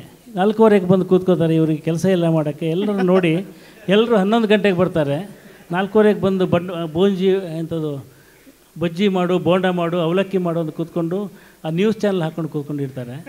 ಇಲ್ಲೂ ಕ್ಲಬ್ಬು ಗಿಬ್ಬು ಹೋಗೋಕ್ಕಾಗಲ್ವ ಅಂತ. ಹೀಗಾಗಿ ಸಂತೋಷಕ್ಕೆ ಸಿಂಗಲ್ ಪಾಯಿಂಟ್ ಅಂತಿಲ್ಲ. ಅಂದರೆ you should cater according to the needs of the ಏನೋ ನಿಮ್ಮ ದಾಂಪತ್ಯ. ವೈಫ್ ಅಂತ ಹೇಳ್ಬಾರ್ದು, ಇದಾಗ್ಬಿಡುತ್ತೆ ಅಂತದು, ಅನಾಹುತ ಆಗುತ್ತೆ. ನೀವೇನು ಹೇಳಿದ್ರು ಏನೋ ಒಂದು ಆಗತ್ತೆ ಸರ್ ಮನೇಲಿ. ಆ ಥರ ಇದೆ ಎಲ್ಲರ ಮನೆ ಪರಿಸ್ಥಿತಿ. ಅಲ್ಲ, ಏನು ಹೇಳಿದ್ರು ಏನೂ ಆಗಲ್ಲ. ಅದೇ ಸರ್, ಗಂಡಸರಿಗೆ ಯಾವುದೋ ಒಂದು ವಿಷಯ ಹೇಳಿದ್ರೆ ಅವ್ರು ಒಂದು 6 ತಿಂಗಳೊಳಗಡೆ ಮಾಡಿ ಮುಗಿಸ್ಬಿಡ್ತಾರಂತೆ. ಪ್ರತಿ 1 ವರ್ಷಕ್ಕೂ ಜ್ಞಾಪಿಸ್ಬೇಕು ಅಂತ ಏನಿಲ್ವಂತೆ. ಈ ಥರ ನಿಮ್ಮ ಹೆಂಡತಿ ಹೇಳಿರೋ ವಿಚಾರ ನೀವು ಇನ್ನೂ ಮಾಡೇ ಇಲ್ಲ ತುಂಬ ವರ್ಷಗಳಿಂದ ಅನ್ನೋಂಥದ್ದು ಯಾವುದಾದ್ರು ಇದೆಯಾ? ಸಣ್ಣ ಆಗಿಲ್ಲ. ಸಣ್ಣ ಆಗು ಅಂತ ಹೇಳ್ತಾಳೆ. ಅದನ್ನು 6 ತಿಂಗಳು ಸಣ್ಣ ಆಗ್ತೇನೆ, ಆಮೇಲೆ 6 ತಿಂಗಳು ದಪ್ಪ ಆಗ್ತೇನೆ. ನಾವು ಧರ್ಮಸ್ಥಳ ಒಂದು ಬುಕ್ ಬರೆದಿದ್ದೀನಿ, ಎಲ್ಲನೂ ಮಾಡೋದು ಹೊಟ್ಟೆಗಾಗಿ ಅಂತ. ಅದರಲ್ಲಿ ಧರ್ಮಸ್ಥಳದಲ್ಲಿ ಒಂದು ನೇಚರ್ ಕ್ಯೂರ್ ಅಂತ ಒಂದಿದೆ, ಅಲ್ಲಿ ಹೋಗ್ತೀನಿ. ಅಲ್ಲಿ ಹೋದಾಗ ಸಣ್ಣ ಆಗ್ತೀನಿ, ವಾಪಸ್ ಬಂದಮೇಲೆ ದಪ್ಪ ಆಗ್ತೀನಿ. ಇದೊಂದು ಪ್ರೊಸೆಸ್. ಅಂದರೆ ಒಂದು ಸಲ ರಿಪೇರಿ ಮಾಡ್ಬೋದು ಅಂತ ಗೊತ್ತಾದರೆ ನಾವು ಗಾಡಿನ ಹೆಂಗೆ ಬೇಕಾದ್ರೆ ಓಡಿಸ್ತೀವಲ್ಲ, ಆ ಥರ ಅದು. ಕೀರ್ತಿ, ನನಗೆ ಕ್ವಶನೇ ಕೇಳಕ್ಕೆ ಬಿಡ್ತಾ ಇಲ್ಲ. ನಿಮಗೆ ಒಂದು ಸಪ್ರೇಟ್ ಮೈಕ್ ಕೊಡಬೇಕು, ನಿಮ್ಮ ಮಧ್ಯೆ ಭಯ ಹಾಕ್ಬೋದು. ಸರ್, ಈಗ ನೀವು ಮಾತಾಡ್ತಾ ಇದ್ದಾಗ ನೀವು ಎಲ್ಲ ಒಂದು ಅಂಶಗಳಲ್ಲೂ, ಅಂದರೆ ಆಫೀಸಲ್ಲೂ ಹೊರಗಡೆ ಎಲ್ಲ ಕಡೆ ಒಂದು ಏನೋ ಒಂದು ಇಂಟ್ರೆಸ್ಟಿಂಗನ್ನು ನೀವು ಕಂಡ್ಕೊತಾ ಇರ್ತೀರಿ. ಮಾತುಕತೆಯಲ್ಲೂ ಕಂಡ್ಕೊತಾ ಇರ್ತೀರಿ ಅಥವಾ ಘಟನೆಗಳಲ್ಲೂ ಕಂಡ್ಕೊತಾ ಇರ್ತೀರಿ. ನಾನು ಈ ಪುಸ್ತಕ ಓದಿರೋದ್ರಿಂದ ಇಲ್ಲಿ ಸುಮಾರು ಕಡೆ ಅಲೌಕಿಕ ಸಂಗತಿಗಳ ಬಗ್ಗೆ ಅಂದರೆ ಬರುತ್ತೆ, ಅಲೌಕಿಕ ಘಟನೆಗಳನ್ನು ನಡೆಯೋದು, ಇದ್ರ ಬಗ್ಗೆ ರೆಫರೆನ್ಸ್ ಬರುತ್ತೆ. ನಾನು ಶ್ರೀನಿವಾಸ್ ವೈದ್ಯರದ್ದು ಮತ್ತೊಂದು ಸಂತೆಯಲ್ಲಿ ಬುಕ್ ಓದಿದ್ರೆ ಅದರಲ್ಲಿ ಅವರು ಮ್ಯಾಜಿಕ್ ಮೊಮೆಂಟ್ಸ್ ಅಂತ ಕರೀತಾರೆ. ನಾನು ಅಂದ್ಕೊಂಡಿರೋದು ಅಂದರೆ ಮ್ಯಾಜಿಕ್ ಮೊಮೆಂಟ್ಸ್ ಮತ್ತು ಈ ಅಲೌಕಿಕ ಘಟನೆಗಳು ಆಲ್ಮೋಸ್ಟ್ ಒಂದು ಹತ್ರ ಬರುತ್ತೆ ಅಂತ ಅಂದ್ಕೊಂಡಿದ್ದೀನಿ. ನಿಮ್ಮ ಬದುಕಲ್ಲಿ ಅಥವಾ ನಿಮ್ಮ ಬರವಣಿಗೆಯ ಪ್ರಕ್ರಿಯೆಯಲ್ಲಿ ಈ ಥರ ಒಂದು ಮ್ಯಾಜಿಕ್ ಮೊಮೆಂಟ್ಸ್ ಅಥವಾ ಅಲೌಕಿಕ ಘಟನೆಗಳು ನಡೆದಿದ್ದನ್ನು ಒಂದೆರಡನ್ನು ಹಂಚ್ಕೋಬೋದಾ? ನನ್ನ ಈ ಅಲೌಕಿಕ ಘಟನೆಗಳಿದ್ದಾವಲ್ಲ, ನನಗೆ ಭಾಳ ಇಂಟ್ರೆಸ್ಟಿಂಗ್ ಏನಂದರೆ, ಒಂದು ಸಲ ನನಗೆ ವಯನಿಕೆನೇ ಇದಕ್ಕೆ ಒಂದು ಏನೋ ಟ್ರಿಗರಿಂಗ್ ಪಾಯಿಂಟ್ ಅಂತ. ನನಗೆ ವಯನಿಕೆ ಹೇಳ್ತಾ ಇರ್ತಾರೆ, ನೀನು ಯಾವತ್ತಾದರೂ ನಡ್ಕೊಂಡು ಹೋಗುವಾಗ ಒಂದೇ ದಾರಿಯಲ್ಲಿ ಹೋಗಬೇಡ. ಒಂದೇ ದಾರಿಯಲ್ಲಿ ಹೋದರೆ ನಿನಗೆ ಯಾವಾಗಲೂ ಏನು ಕಾಣಿಸುತ್ತೋ ಅದೇ ಕಾಣಿಸುತ್ತೆ. ದಾರಿಯನ್ನು ಬದಲಾಯಿಸಬೇಕು. ಎರಡನೇದ್ದು ಊರನ್ನು ಬದಲಾಯಿಸಬೇಕು. ಆಮೇಲೆ ಮೂರನೇದು ನೀನು ಥಿಂಕಿಂಗ್ ಮಾಡುವ ಪಾತ್ ಇದೆಯಲ್ಲ, ಥಿಂಕಿಂಗ್ ಪಾತ್ ಅಂತ, ಅದನ್ನು ಆಗಾಗ ಬದಲಾಯಿಸ್ತಾ ಇರಬೇಕು ಮತ್ತು ನೀನು ಓದುವ ಲೇಖಕರನ್ನು ಬದಲಾಯಿಸ್ತಾ ಇರಬೇಕು. ಸೊ ಅಂದರೆ ರೊಟೀನ್ ಆಗಿದ್ದು ನಿಮ್ಮನ್ನು ಹಾಳು ಮಾಡ್ತಾ ಹೋಗುತ್ತೆ ಅಂತ. ಇವನ್ ಇಫ್ ಲೈಫ್ ಆಗಿರ್ಬೋದು, ಓದು ಆಗಿರ್ಬೋದು, ತಿಂಡಿ ಆಗಿರ್ಬೋದು, ಏನೇ ಆಗಿ. ಸೊ ಅದನ್ನು ಅವ್ರು ಭಾಳ ಚೆನ್ನಾಗಿ ಹೇಳ್ತಾಯಿದ್ರು. ನಾನೊಂದು ಸಲ ಈ ಬದಲಾವಣೆಯನ್ನು ನೋಡಬೇಕು ಅಂಥೇಳಿ ನಮ್ಮ ಮನೆಯಿಂದ ಬರುವ ದಾರಿಯನ್ನು ಸುತ್ತು ಬಳಸಿ ಹೋಗ್ತಾಯಿದ್ದೆ. ನಾನು ಮತ್ತು ನನ್ನ ಹೆಂಡತಿ ಒಂದಿನ ಬರ್ತಾಯಿದ್ವಿ. ಆ ಬರ್ತಾಯಿದ್ದಾಗ ನಾವು ಯಾವಾಗಲೂ ಸರ್ಕಲ್ ಮಾರಮ್ಮನ ದೇವಸ್ಥಾನದ ಕಡೆಯಿಂದ ಬರ್ತಾಯಿದ್ವಿ, ನಾಗಪುರದಿಂದ ಬರುವಾಗ. ಆ ಸಲ ಬೇಡ ಅಂಥೇಳಿ ಮೇಕರಿ ಸರ್ಕಲ್ಲಾಗಿ ಬಂದೆ ಮೋಟ್ರ್ ಬೈಕಲ್ಲೇ. ಮೋಟ್ರ್ ಸೈಕಲ್ ಬಂದು ಅಲ್ಲಿ ಸಿಗ್ನಲಲ್ಲಿ ನಿಂತಿದ್ದೀನಿ. ಸಿಗ್ನಲಲ್ಲಿ ನಿಂತಾಗ ಒಬ್ಬ ವ್ಯಕ್ತಿ ನನ್ನ ಮುಂದೆ ಕಾರ್ ನಿಲ್ಲಿಸಿದ್ದ. ಅವನು ಕಾರಿಂದ ಇಳಿದು ಓಡಿ ಬಂದು, ಸರ್ ಜೋಗಿ ಸರ್ ಅಲ್ವಾ ನೀವು ಅಂತ. ಹೌದು ಅಂದೆ. ನಿಮ್ಮ ಹತ್ರ 2 ನಿಮಿಷ ಮಾತಾಡಬೇಕು ಅಂದ ಅವನು. ನಾನು ಗಾಬರಿ ಹೋಗಿ, ಈ ಥರ ಕೇಳಿದರೆ ಒಂದೋ ಸಾಲ ಕೇಳ್ತಾರೆ ಅಂತ ಭಯ ಇತ್ತು, ಇದ್ರೆ ಇನ್ನೇನೋ ಈ ಥರದ ಏನೋ ಕೇಳ್ತಾರೆ ಅಂತ. ನಾನು ಸಿಗೋಣ ಅಂತ ಹೇಳಿದೆ. ಅವನು ನೀವು ನಂಬರ್ ಕೊಡಿ ಅಂತೇಳಿ ನಂಬರ್ ಬರ್ಕೊಂಡು ಹೋದ. ನಂಬರ್ ಬರ್ಕೊಂಡು ಹೋದ್ಮೇಲೆ ಫೋನ್ ಮಾಡಿದೆ ಅವನು. ಫೋನ್ ಮಾಡಿ ನೀವೊಂದು ಪತ್ರಿಕೆ ಮಾಡಬೇಕು ಅಂತ ಹೇಳಿದಾಗ, ಆ ಪತ್ರಿಕೆ ಮಾಡಿ ನಾನು ಅವತ್ತು ಹೆಂಡತಿ ಹತ್ರ ಮಾತಾಡ್ತಿದ್ದೆ. ಅವಾಗ ನಾವೊಂದು ಕಾರ್ ತೊಗೋಬೇಕು, ಈ ಬಿಸಿಲಿಗೆ ಹೋಗೋಕ್ಕಾಗಲ್ಲ, ಕಪ್ಪಾಗಿಬಿಡ್ತೀನಿ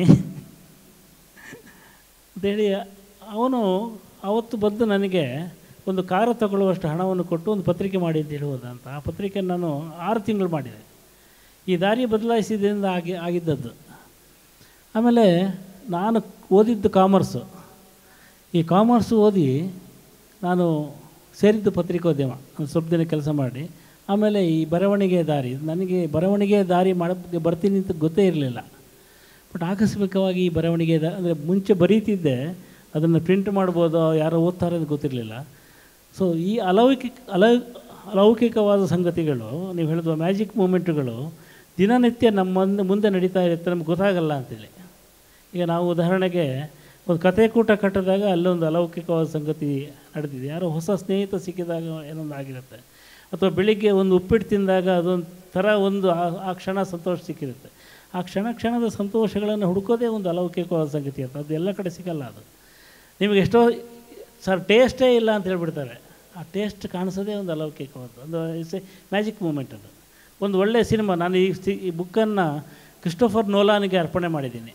ಕ್ರಿಸ್ಟೋಫರ್ ಅವನು ಮಾಡಿದಂಥ ಸಿನಿಮಾಗಳಿದಾವಲ್ಲ, ಆ ಪ್ರತಿ ಸಿನಿಮಾ ನೋಡಿದಾಗಲೂ ನನಗೆ ಒಂದು ಸಲ ಮತ್ತೆ ಹುಟ್ಟಿ ಬಂದಂಗೆ ಆಗುತ್ತೆ ಅಂತ. ಅಂದರೆ ಅವನು ಏನೆಲ್ಲ ತೊಗೊಂಬರ್ತಾನೆ ಒಂದು ಸಿನಿಮಾದಲ್ಲಿ, ಏನೆಲ್ಲ ಸಾಧ್ಯತೆ ಇದೆ ಅವನಿಗೆ, ಅವನು ಹೇಗೆ ಯೋಚನೆ ಮಾಡ್ತಾನೆ ಅಂತ. ಅಥವಾ ಒಂದು ತೇಜಸ್ವಿ ಕಥೆ ಓದಾಗಿರ್ಬೋದು, ಅಥವಾ ಯಾವುದೋ ಒಂದು ಒಳ್ಳೆಯ ಪದ್ಯ ಓದಾಗಿರ್ಬೋದು, ಇದೆಲ್ಲ ನಮಗೆ ಒಂದು ಈ ಜಗತ್ತಿಂದ ಸ್ವಲ್ಪ ಹೊತ್ತು ಆಚೆ ಕರ್ಕೊಂಡು ಹೋಗ್ಬಿಡ್ತಾರೆ ಅಂತ.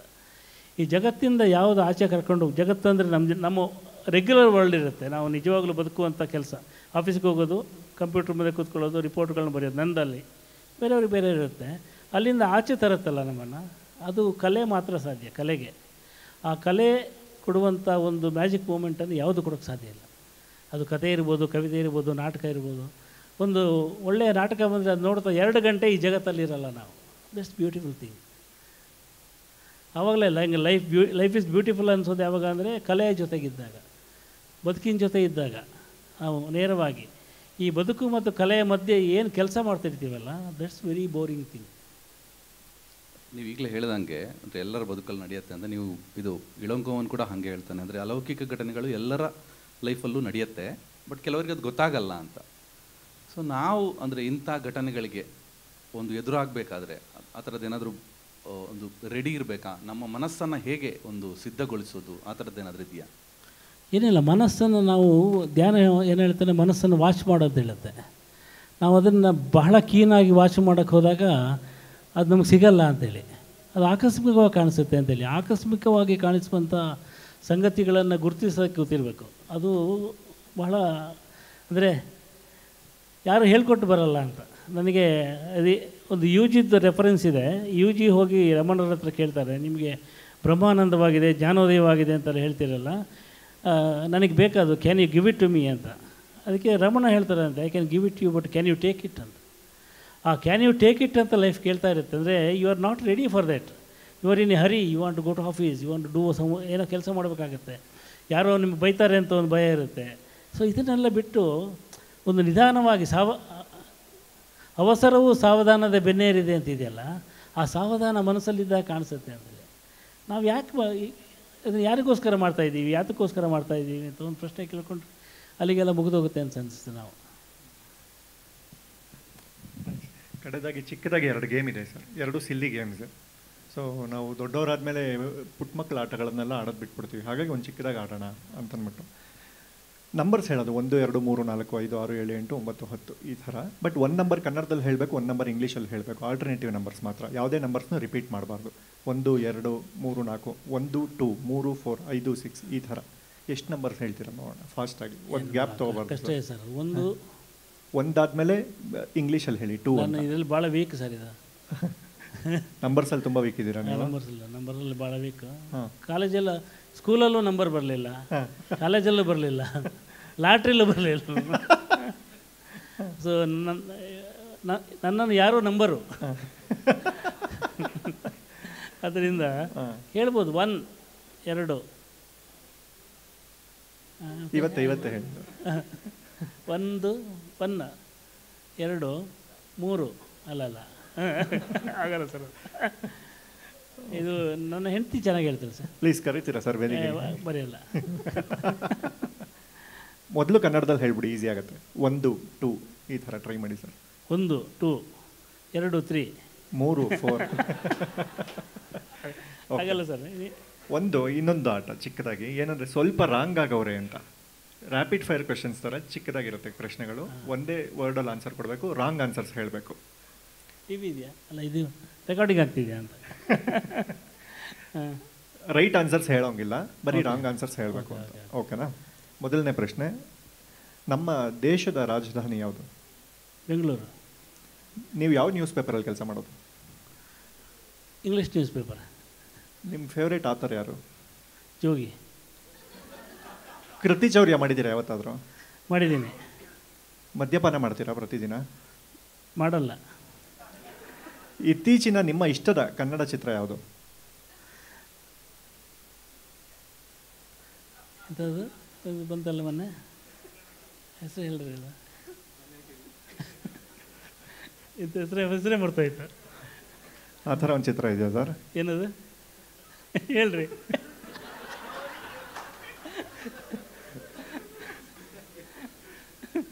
A1 ನೀವನು ಸರಿ. ಕೊನೆ ಪ್ರಶ್ನೆ ಸರ್, ರಾಂಗ್ ಆನ್ಸರ್ಸ್ ಹೇಳ್ಬೇಕು. ನಿಮ್ಮ ಹೆಂಡತಿ ಹೆಸರೇನು ಸರ್? ದೀಪಿಕಾ. ಅಲ್ಲ, ಅವಳಿಗೆ ಗೊತ್ತಿದೆ ನಿಜ ಅಂತ. ನಾನು ಅವಳನ್ನು ಲವ್ ಮಾಡ್ತಿದ್ದ ದಿನಗಳಲ್ಲಿ ನಾನು ಸೈಕಲ್ ಓಡಿಸ್ತಾ ಇದ್ದೆ. ಆ ಸೈಕಲ್ನ ಕನ್ನಡಿಯಲ್ಲಿ ದೀಪಿಕಾ ಅಂತ ಬರ್ಕೊಂಡು ಹೋಗ್ತಿದ್ದೆ. ಅಂದರೆ ಅವಳ ಅಪ್ಪನಿಗೆ ಗೊತ್ತಾಗಬಾರ್ದು ಅಂತ. ಅವಳ ಅಪ್ಪನಿಗೆ ಜ್ಯೋತಿಯಿಂದ ಗೊತ್ತಾಗುತ್ತಲ್ಲ, ಇವಳಿಗೆ ಮಾತ್ರ ಗೊತ್ತಾಗಬೇಕು, ದೀಪಿಕಾ ಅಂತ ಹಾಕ್ಕೊಂಡು ಓಡಾಡ್ತಿದ್ದೆ. ಸೊ ಹಾಗಾಗಿ ದೀಪಿಕಾ ಅಂತ ಹೇಳೋದು ಸರಿಯ ಉತ್ತರ ಮತ್ತು ತಪ್ಪು ಉತ್ತರ. ಓಕೆ, ಧನ್ಯವಾದಗಳು. ನನ್ನ ಕಡೆಯಿಂದ ಇದಿಷ್ಟು ಪ್ರಶ್ನೆಗಳಿತ್ತು ಸರ್. ಮತ್ತು ರಾಜೇಶ್, ನಿಮ್ಗೆ ಏನಾದ್ರು ಪ್ರಶ್ನೆ ಇದೆಯಾ? ಮತ್ತೆ ಇದೆ, ರಾಜೇಶ್ಗೆ ಭಾಳ ಪ್ರಶ್ನೆ. ಹೌದಾ? ಆಫೀಸಲ್ಲಿ ಕೇಳೋಕ್ಕಾಗಲ್ಲ. ಹೌದು, ಕೇಳೋ ಹಂಗಿದ್ರೆ ಸಂಬಳ ಜಾಸ್ತಿ ಮಾಡಿ ಅಂತ ಕೇಳ್ಬೋದು. ಐಹಿಕವಾದ ಆಸೆಗಳನ್ನ ಬಿಡಬೇಕು, ಲೌಕಿಕವಾದ ಯಾವುದೇ ಆಸೆಗಳನ್ನ ಇಟ್ಕೋಬಾರ್ದು. ಅಲೌಕಿಕವಾದ ಏನಾದ್ರು ಇದ್ರೆ ಕೇಳಿ. ಸಂಬಳ ಜಾಸ್ತಿ ಮಾಡೋದು, ಅಥವಾ ಬೇಗ ಮನೆಗೆ ಹೋಗೋದು, ಅಥವಾ ಡ್ರಿಂಕ್ಸ್ ಹಾಕ್ಬೇಡಿ, ಈ ಥರದ ಸಣ್ಣ ಪುಟ್ಟ ಆಸೆಗಳನ್ನು ಯಾರು ಇಟ್ಕೋಬಾರ್ದು ಸರ್. ಇದು ಬಹಿರಂಗದ ಆಸೆ ಸರ್. ನಾನು ಅಂದರೆ ಸಾಹಿತ್ಯ ಇದಕ್ಕೆ ಹೋದರೆ, ಈಗ ನಮಗೆ ಒಂದು ಪುಸ್ತಕ ಆದಮೇಲೆ ನಾವು ಖಾಲಿ ಆಗೋದು. ಅಂದರೆ ಮಾರ್ಕ್ವೆಸ್ ಹೇಳಿದ, ನಾವು ಬರೆಯೋದು ಒಂದೇ ಕಥೆಯನ್ನು ಮತ್ತೆ ಮತ್ತೆ ಬರಿತಾ ಇರ್ತೀವಿ ಅಂತ ಒಂದು ಕೋಟ್ ಇದೆಯಲ್ಲ. ನಾವು ಪ್ರತಿ ಸಲ ಒಂದೊಂದು ಪುಸ್ತಕ ಬರೆದಾಗಲೂ ನೆಕ್ಸ್ಟ್ ಒಂದು ಪುಸ್ತಕ ಬರೆಯುವಾಗ ಒಂದು ಬರಿದಾಗ್ತೀವಿ, ಅಥವಾ ಇನ್ನೊಂದು ಶುರು ಮಾಡಬೇಕಾದ್ರೆ ಹೆಂಗೆ ಮಾಡಬೇಕು, ಅಥವಾ ಹಳೇದೇ ಬರಿತೀವ ಅಂತ ಒಂದು ಅನ್ನಿಸ್ತಾ ಇರುತ್ತೆ. ನೀವು 100 ಪುಸ್ತಕ ಬರೆದಿದ್ದೀರಿ. ಅಂದರೆ ನಿಮ್ಮ ಈ ಒಂದು ಪುಸ್ತಕ ಬರೆಯುವ ಪ್ರಕ್ರಿಯೆ, ಒಂದು ಬರಿದಾಗುವ ಪ್ರಕ್ರಿಯೆ, ಮತ್ತೆ ಹೊಸದು ಆ ಸೃಷ್ಟಿಕ್ರಿಯೆ ಇದೆಯಲ್ಲ ಸರ್, ಅದು ಹೇಗಾಗತ್ತೆ ಅಂತ. ಅಂದರೆ ಅದಕ್ಕೆ ಪೂರಕವಾಗಿ ನಮಗೆ ಒಂದು, ಈಗ ನನ್ನ ಹಿಂದಿನ ಜನರ ಖುಷಿ ಇವರನ್ನೆಲ್ಲ ನೋಡುವಾಗ ಒಂದು ಔಟ್ಡೇಟೆಡ್ ಅಂತ ಅನ್ಸೋಕ್ಕೆ ಶುರುವಾಗುತ್ತೆ ನಮಗೆ. ಈ ಟ್ರೆಂಡ್ ಅಷ್ಟು ಸ್ಪೀಡಾಗಿ ಬದಲಾಗ್ತಾ ಇದೆ. ಸೊ ನಿಮಗೆ ಈ ಜರ್ನಿಯಲ್ಲಿ, 100 ಪುಸ್ತಕದ ಜರ್ನಿಯಲ್ಲಿ ನಿಮಗೆ ಯಾವತ್ತಾದರೂ ಆ ಥರ ಅನಿಸಿದೆಯಾ? ಅದರಿಂದ ಹೇಗೆ ಓವರ್ಕಮ್, ಅಂದರೆ ಆಚೆ ಬಂದಿದ್ದು ಹೇಗೆ? ನಾನು ನಿಂತ್ಕೊಂಡು ಉತ್ತರ ಕೊಡ್ತೇನೆ, ಚೇರ್ ಕಷ್ಟ ಇದೆ. ಈ ಜೀವನದಲ್ಲಿ ಏನಾಗಿರುತ್ತೆ ಅಂದರೆ, ನೀವು ಹೇಳಿದ ಹಾಗೆ ಬರಿತಾ ಬರಿತಾ ನಾನು ಬರೆದಿದ್ದೇನೆ ಬರಿತಾ ಇದ್ದೀನಿ ಮತ್ತು ಅದೇ ಜಗತ್ತಲ್ಲಿ ಸುತ್ತಾ ಇದ್ದೀನಿ ಅಂತ ಎಷ್ಟೋ ಸಲ ಅನ್ಸೋಕ್ಕೆ ಶುರುವಾಗುತ್ತೆ. ನಾನು ಮುಖ್ಯವಾಗಿ ಏನು ಮಾಡ್ತೀನಿ ಅಂದರೆ, ಆಗ ನಾನು ಹೊಸ ಹುಡುಗರ ಜೊತೆ ಓಡಾಡ್ತೀನಿ ಅಂತ. ನನಗೆ ಈ ಜಗತ್ತಲ್ಲಿ ಬೇಕಾಗಿರೋದು ವಿಂಡೋಸ್ ಅಂತೇಳಿ. ವಿಂಡೋಸ್ ಅಂದರೆ ಈ ಕಂಪ್ಯೂಟರ್ ವಿಂಡೋಸ್ ಅಲ್ಲ, ಹೊರಗಿನಿಂದ ಗಾಳಿಗಳು ಬರುವಂಥ, ಹೊರಗಿನಿಂದ ಹೊಸ ವಿಚಾರಗಳು ಬರುವಂಥ ಕಿಟಕಿಗಳಿಗೆ ಯಾವಾಗಲೂ ತಿರ್ಕೋತೀನಿ. ಅದಕ್ಕೋಸ್ಕರ ನನಗೆ ಅತ್ಯಂತ ಹೆಚ್ಚು ಮಂದಿ ಗೆಳೆಯರಿದ್ದಾರೆ, ಅತ್ಯಂತ ಹೆಚ್ಚು ಊರುಗಳಿಗೆ ಹೋಗ್ತೀನಿ, ಅತ್ಯಂತ ಹೆಚ್ಚು ಪ್ರಯಾಣದಲ್ಲಿರ್ತೀನಿ. ಆಮೇಲೆ ಅತ್ಯಂತ ಹೆಚ್ಚು ಓದಲಿಕ್ಕೆ ಪ್ರಯತ್ನ ಪಡ್ತೀನಿ. ಆಮೇಲೆ ಯಾವುದೇ ಸಿನಿಮಾ ಬಂದರೆ ನೋಡ್ತೀನಿ. ಇವತ್ತು ಮಧ್ಯಾಹ್ನ ಒಂದು 3 ಶಾರ್ಟ್ ಫಿಲ್ಮ್ ಇದೆ, ಅದನ್ನು ಕಳಿಸ್ಕೊಡಿ ಅಂತೇಳಿ ನೋಡಿದ್ದೀನಿ ಅದನ್ನ. ಯಾಕಂದ್ರೆ ನನ್ನ ಸಮಯದಲ್ಲಿ ನಾನು ಆ ಸಮಯವನ್ನು ಮತ್ತು ಆಯಸ್ಸನ್ನು ಇನ್ನೊಬ್ಬರಿಗೆ ಕೊಡ್ತೀವಲ್ಲ, ಆಗ ಅವರದ್ದು ಆಯಸ್ಸಿನ ಒಂದು ಭಾಗ ನಮಗೆ ಸಿಕ್ಬಿಡುತ್ತೆ ಅಂತೇಳಿ. ಅಂದರೆ there are many things which we can't experience in our life time. ಅದನ್ನು ಬೇರೆಯವರಿಂದ ಕಿತ್ಕೋಬೇಕಾಗತ್ತೆ ನಾವು. ನಾನು ಒಬ್ಬರ ಜೊತೆ ಮಾತಾಡ್ತಾ ಇದ್ದರೆ ಅವರ ಅಷ್ಟು ವ್ಯಕ್ತಿತ್ವ ನನಗೆ ಬಂದುಬಿಡುತ್ತೆ ಅಂತ, ಅವರ ಅಷ್ಟು ಅನುಭವಗಳು ನನಗೆ ಬಂದುಬಿಡ್ತವೆ. ಓದಿನಿಂದ ಬರ್ತವೆ, ಸಿನಿಮಾ ನೋಡೋದ್ರಿಂದ ಬರ್ತವೆ, ಅವ್ರ ಜೊತೆ ಒಂದು ಸಂಜೆ ಕಳೆಯೋದ್ರಿಂದ ಬರ್ತವೆ, ಒಂದು ವಾಕಿಂಗ್ ಹೋದಾಗ ಯಾರೋ ಸಿಕ್ಕಿದಾಗ ಮಾತಾಡ್ಕೊಂಡು ಹೋದ್ರೆ ಬರ್ತವೆ. ಹಾಗೆ ಒಡನಾಟದಿಂದ ಸಿಗುವಂಥ ಒಂದು ರಿಜ್ಯುವನೇಷನ್ ಇದೆಯಲ್ಲ, ಅದು ಎಲ್ಲೂ ಸಿಕ್ಕಲ್ಲ ಅಂತ ನನಗೆ. ಅದು ಈ ಒಡನಾಟದಿಂದಲೇ ಸಿಗೋದು ಅಂತ. ನಾನು ಅದಕ್ಕೆ ಯಾರು ಸಿಕ್ಕಿದ್ರು ಫೋನ್ ಮಾಡಿದ್ರೆ, ನಾನು ಮೊದಲು ಆರಂಭದ ದಿನಗಳಲ್ಲಿ ಸೀರಿಯಲ್ ಬರೆಸಿದ್ದಾಗ ಫೋನ್ ರಿಸೀವ್ ಮಾಡ್ತಿರ್ಲಿಲ್ಲ. ಬಟ್ ಆನಂತರ ದಿನಗಳಲ್ಲಿ ಯಾವುದೇ ಫೋನ್ ಬಂದರೂ ರಿಸೀವ್ ಮಾಡ್ತೀನಿ, ಮಾತಾಡ್ತೀನಿ. ರಾಂಗ್ ನಂಬರ್ ಆದರೂ 20 ನಿಮಿಷ ಮಾತಾಡ್ತೀನಿ. ಸೊ ಹೀಗಾಗಿ ಏನೋ ಒಂದು ಅಂಶ ನಮಗೆ ಸಿಕ್ಬಿಡುತ್ತೆ ಅಲ್ಲಿ. ಅದು ನಾವು ಮತ್ತು ಲಕ್ಷ್ಮಣರಾವ್ ಮಾತಾಡ್ಲಿಕ್ಕೆ ಕೂತ್ರೆ ಪ್ರತಿ ಸಲ ಕೂತಾಗಲೂ ಒಬ್ಬ ಹೊಸ ಕವಿ ಬಗ್ಗೆ ಮಾತಾಡ್ತೀವಿ, ಯಾರೋ ಹೊಸದು ಬರೆದಿರ್ತಾರೆ ಅವ್ರ ಬಗ್ಗೆ ಮಾತಾಡ್ತಿರ್ತೀವಿ. ಹೀಗಾಗಿ ಈ ಜಗತ್ತಿನಲ್ಲಿ ಹೊಸತನವನ್ನು ಪಡ್ಕೊಳ್ಳಿಕ್ಕೆ ನೂರಾರು ಸಂಗತಿಗಳಿವೆ. ನನಗೆ ಈ ಮರ ನೋಡಿದಾಗ ಭಾಳ ಖುಷಿ ಆಯಿತು.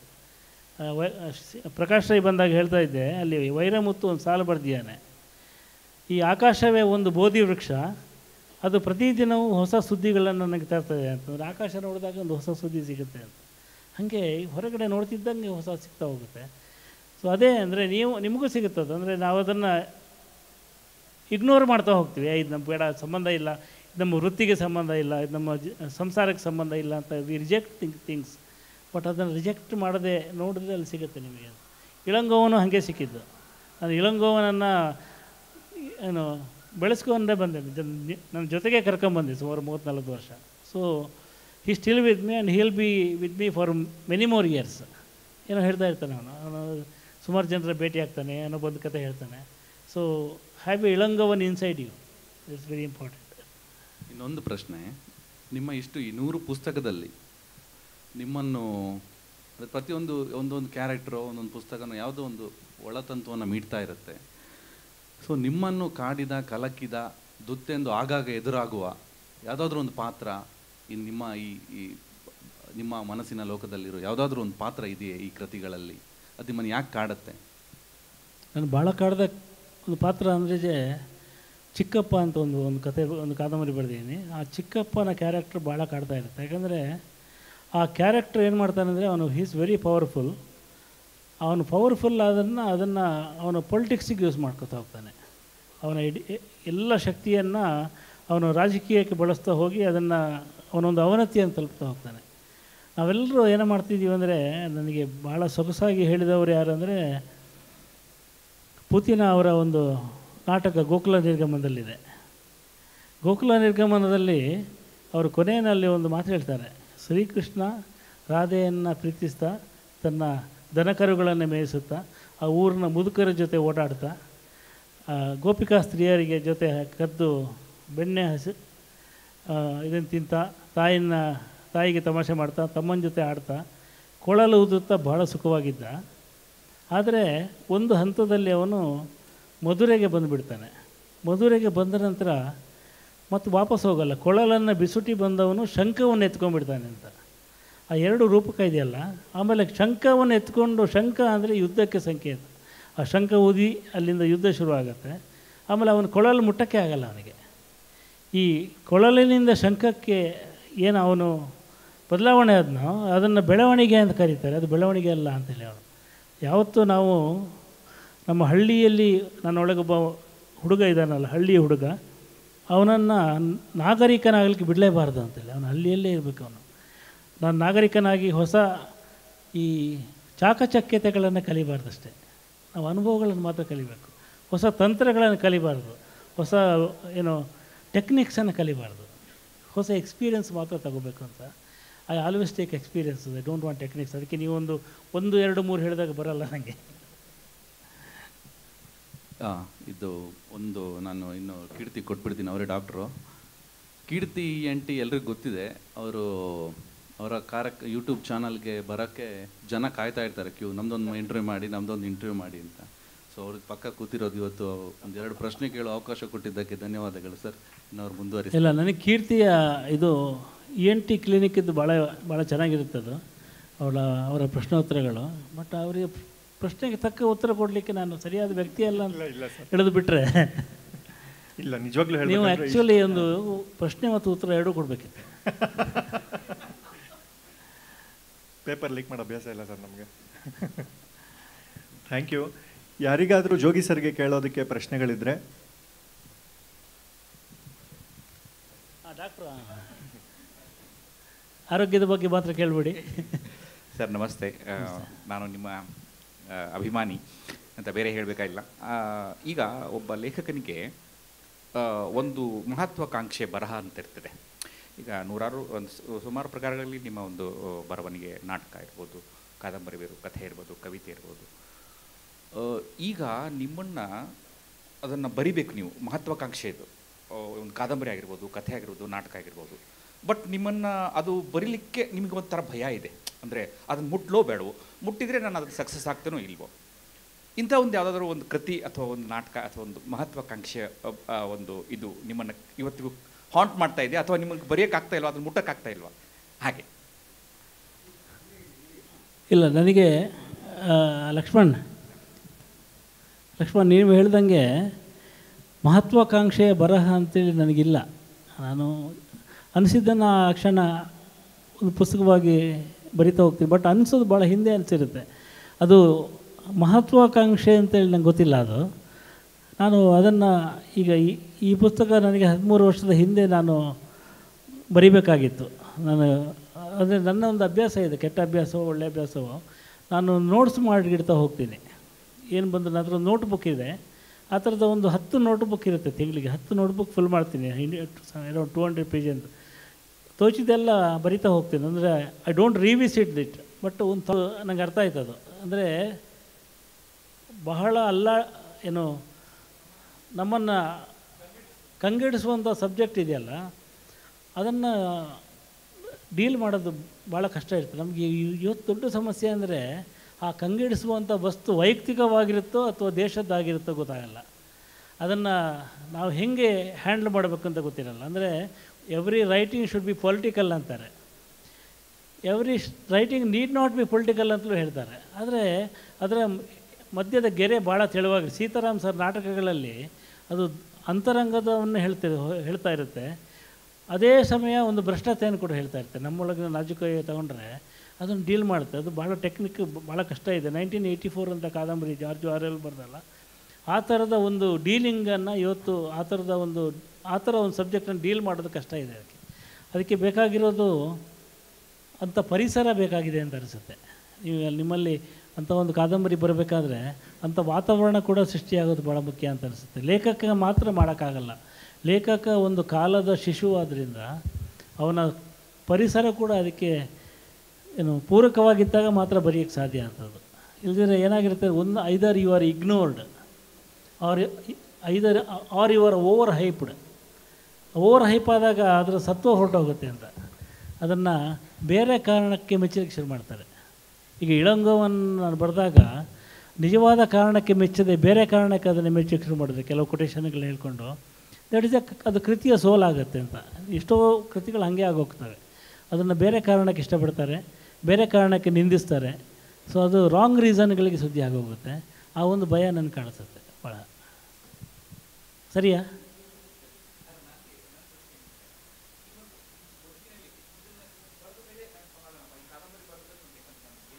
ಇಲ್ಲ ಅಂಥದ್ದೇನಿಲ್ಲ ಸರ್. ಇದು ಭಾಳ ಡೇಂಜರ್ ಇದು. ಅಲ್ಲ, ಅಂಥದ್ದು ಇದ್ದರೆ ಬರೆದ ಮೇಲೆ ಏನು ಮಾಡಲಿಲ್ಲ ನಾನು.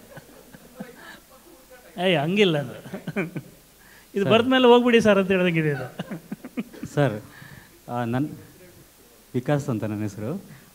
ನನ್ನ ಪ್ರಶ್ನೆ, ನೀವು ಇದು ಮಾಡಿದ್ರಿ ಅಂದರೆ ಮಹಾನಗರದ ಒಂದು ಸೀರೀಸ್ ಮಾಡಿದ್ರಿ, ಬೆಂಗಳೂರಿನ ಸೀರೀಸ್ ಮಾಡಿದ್ರಿ, ಆಮೇಲೆ ಗುರುವಾಯನಕೆರೆ ಮಾಡಿದ್ರಿ. ನೀವು ತುಂಬ ಯಾವಾಗಲೂ ಹಿಂಗೆ ಹೇಳ್ತಿದ್ರಿ ಉಪ್ಪಿನಂಗಡಿ ಮಾಡಬೇಕು ಅಂತ. ಯಾಕೆಂದರೆ ನಿಮ್ಮ ಉಪ್ಪಿನಂಗಡಿ ನಿಮ್ಮ ಅಂದರೆ ತುಂಬ ಇಷ್ಟದ ಒಂದು ಜಾಗ ಆಗಿದ್ದಕ್ಕೆ ಅದ್ರ ಮೇಲೂ ಒಂದು ಸೀರೀಸ್ ಬರಿಬೇಕು ಅಂತ ನಿಮ್ಮದೊಂದು ತುಂಬ ಕನಸಿತ್ತು. ಅವ್ರ ಕ್ವಶನಿಗೆ ಲೀಡ್ ಥರ. ಅದು ಯಾವಾಗ ಬರುತ್ತೆ ಉಪ್ಪಿನಂಗಡಿ? ಸರ್ ಇಲ್ಲಿ ಕ್ಯಾಮರಾ ಯಾರು ಹೇಳ್ತಾ ಇದ್ರೆ ಒಂದು ಗುಟ್ಟು ಹೇಳ್ತೀನಿ. ಒಂದು ಉಪ್ಪಿನಂಗಡಿ ಮೇಲೆ ಸೀರೀಸ್ ಮಾಡಿದರೆ ನಾನು ಕೊಲೆ ಆಗ್ತೀನಿ. ಯಾಕಂದರೆ ಅಲ್ಲಿ ಕೆಲವು ಮಂದಿ ಇನ್ನೂ ಬದುಕಿದ್ದಾರೆ. ಅವ್ರ ಬಗ್ಗೆ ಬರೆದ್ರೆ ಅವ್ರು ಬಂದು ಮನೆಗೆ ಬರ್ತಾರೆ ಹುಡ್ಕೊಂಡು. ಸೊ ಅವರು ನನಗೆ ಅವಕಾಶ ಮಾಡಿಕೊಟ್ರೆ ಆದಷ್ಟು ಬೇಗ ಮಾಡ್ತೀನಿ ನಾನು. ಅವರು ಇದ್ದಾಗ ಬರೆಯೋಕ್ಕಾಗಲ್ಲ ಅದನ್ನ. ಅವರು ಏನು ಮಾಡ್ತಾರೆ ಅಂದರೆ ಈಗ ಬರೆದಿದ್ದರಲ್ಲೇ ಹುಡ್ಕೊಂಡು ಬಂದು ಫೋನ್ ಮಾಡ್ತಾರೆ ಬೆಳಿಗ್ಗೆ, ಇದು ನನ್ನ ಬಗ್ಗೆ ಬರೆದಿದ್ಯಾ ನೀನು? ಹಾಂ, ಇದು ನನ್ನ ಬಗ್ಗೆ ಬರೆದಿದ್ಯಾ, ನಾನು ನಿನ್ನ ಬಿಡೋದಿಲ್ಲ ಅಂತೇಳಿ ದಿನ ಫೋನ್ ಮಾಡಿ ಟೈಮ್ ವೇಸ್ಟ್ ಮಾಡ್ತಾರೆ.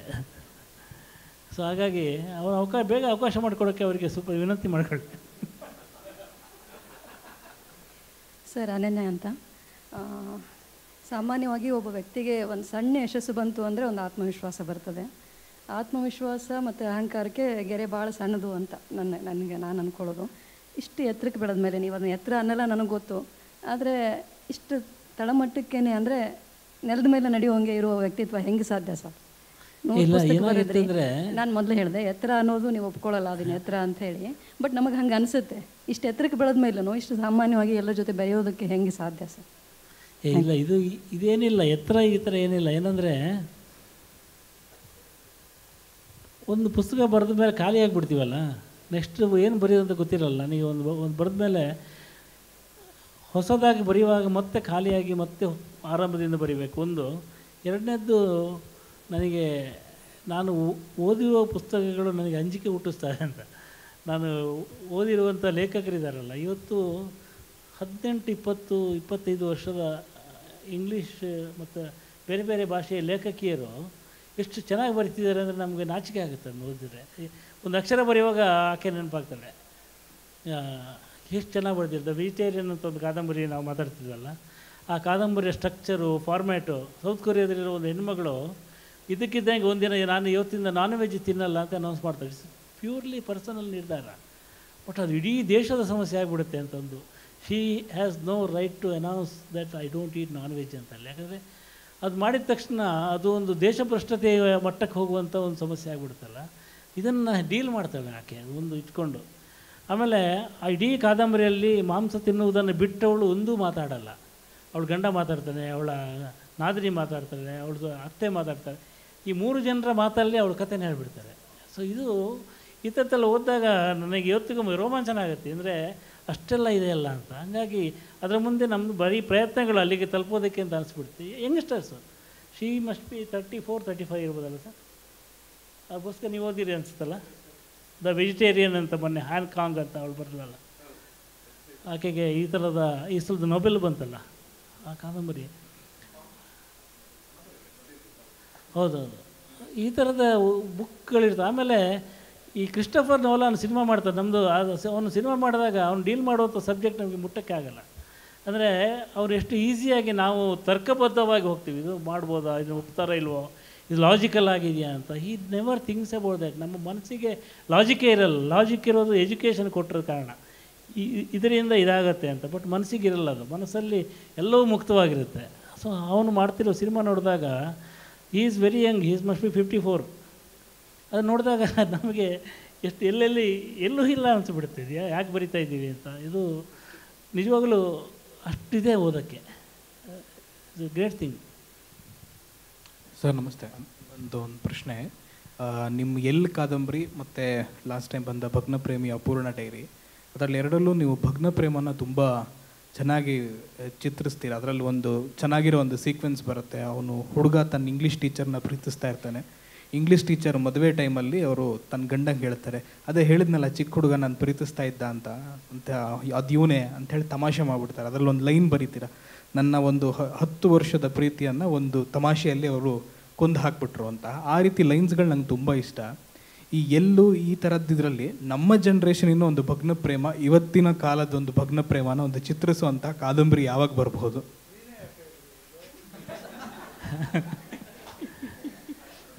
ಸರ್, ನಿಮ್ಮ ವಯಸ್ಸಿನ 3 ಹುಡುಗರ ಜೊತೆ ಓಡಾಡ್ತಿದ್ದೀನಿ. ಅವ್ರಿಗೆ 3 ಜನಕ್ಕೂ ಗರ್ಲ್ಫ್ರೆಂಡ್ಸ್ ಇದ್ದಾರೆ. I am sure they will breakup soon. ಆವಾಗ ಬರೀತೀನಿ. ನಮಸ್ಕಾರ ಜೋಗಿ ಸರ್, ನಾನು ಪದ್ಮಜ ಪ್ರಸನ್ನ ಅಂತ. ನಮಸ್ಕಾರ. ನಾನು ನಿಮ್ಮ ಪುಸ್ತಕಗಳ ಅಭಿಮಾನಿ. ಆಧ್ಯಾತ್ಮ ಆಯಿತು, ಮುಂದೇನು? ಆಧ್ಯಾತ್ಮದ ನಂತರ ಏನಿಲ್ಲ, ಮೋಕ್ಷ. ಅಲ್ಲ, ಮೋಕ್ಷವೋ ಅಥವಾ ಮತ್ತೆ ಹೊಸ ಇಲ್ಲ, ಹೊಸ ಬರ್ತಾವ ಅಲ್ಲ, ನಲ್ಲಿ ಪ್ರಕಾಶ್ ಇದ್ರಿ, ಇಲ್ಲಿ ಪ್ರಕಾಶದ 100ನೇ 1000ದ ಪುಸ್ತಕವನ್ನು ಬರಲಿಕ್ಕೆ ಒಪ್ಕೊಂಡಿದ್ದೀನಿ. ನಾನು ಒಂದು ಕಾದಂಬರಿಯನ್ನು ಅಂದ್ಕೊಂಡಿದ್ದೆ ಭಾಳ ಹಿಂದೆ. ಅಂದರೆ ನನ್ನ ಊರು ದಕ್ಷಿಣ ಕನ್ನಡದ ಒಂದು ಕಾದಂಬರಿ, ಅದರ ಹೆಸರು ದಕ್ಷಿಣಾಯನ ಅಂತ. ಅದೊಂದು ಕಾದಂಬರಿ. ನನಗೆ ಸಹನಾ ವಿಜಯಕುಮಾರ್ ಇದ್ದರು, ಬಂದಿದ್ದರು ಇಲ್ಲಿ, ಈಗ ಇದರೆಲ್ಲ ಗೊತ್ತಿಲ್ಲ. ಅವರು ಒಂದು 700 ಪುಟದ ಕಾದಂಬರಿ ಬರೆದಿದ್ದಾರೆ. ಆಮೇಲೆ ರುದ್ರಮೂರ್ತಿ ಶಾಸ್ತ್ರಿ ಒಂದು 600 ಪುಟದ ಕಾದಂಬರಿ ಬರೆದಿದ್ದಾರೆ. ವಸುದೇಂದ್ರ ಒಂದು 500 ಪುಟದ ಬರೆದಿದ್ದಾರೆ. ಸೊ ಇದೆಲ್ಲ ನೋಡಿದ ಮೇಲೆ ಸ್ವಲ್ಪ ದೊಡ್ಡ ಕಾದಂಬರಿ ಬರಿಬೋದು ಅಂತ ಧೈರ್ಯ ಬಂದುಬಿಟ್ಟಿದೆ. ನಾನು ಅದು ಯಾಕೆ ಬರೆದಿರಲಿಲ್ಲ ಇಷ್ಟು ದಿನ ದಕ್ಷಿಣಾಯನ ಅಂದರೆ it's A very lengthy thing. ಅದು ನಾನು ಒಂದು ನೇತ್ರಾವತಿ ನದಿಯ ಬಗ್ಗೆ ಹೇಳೋದಕ್ಕೇ 300 ಪುಟ ಬೇಕು. ಅದರಿಂದ ಅದನ್ನು ಬರೀಬೋದು ಅಂತ ಧೈರ್ಯ ಬಂದಿದೆ. ಬಹುಶಃ ಅದನ್ನು ಬರೀತೀನಿ ನೆಕ್ಸ್ಟ್ ಇಯರ್ಗೆ. Yes sir, Dakshinayana. All the best sir, all the best.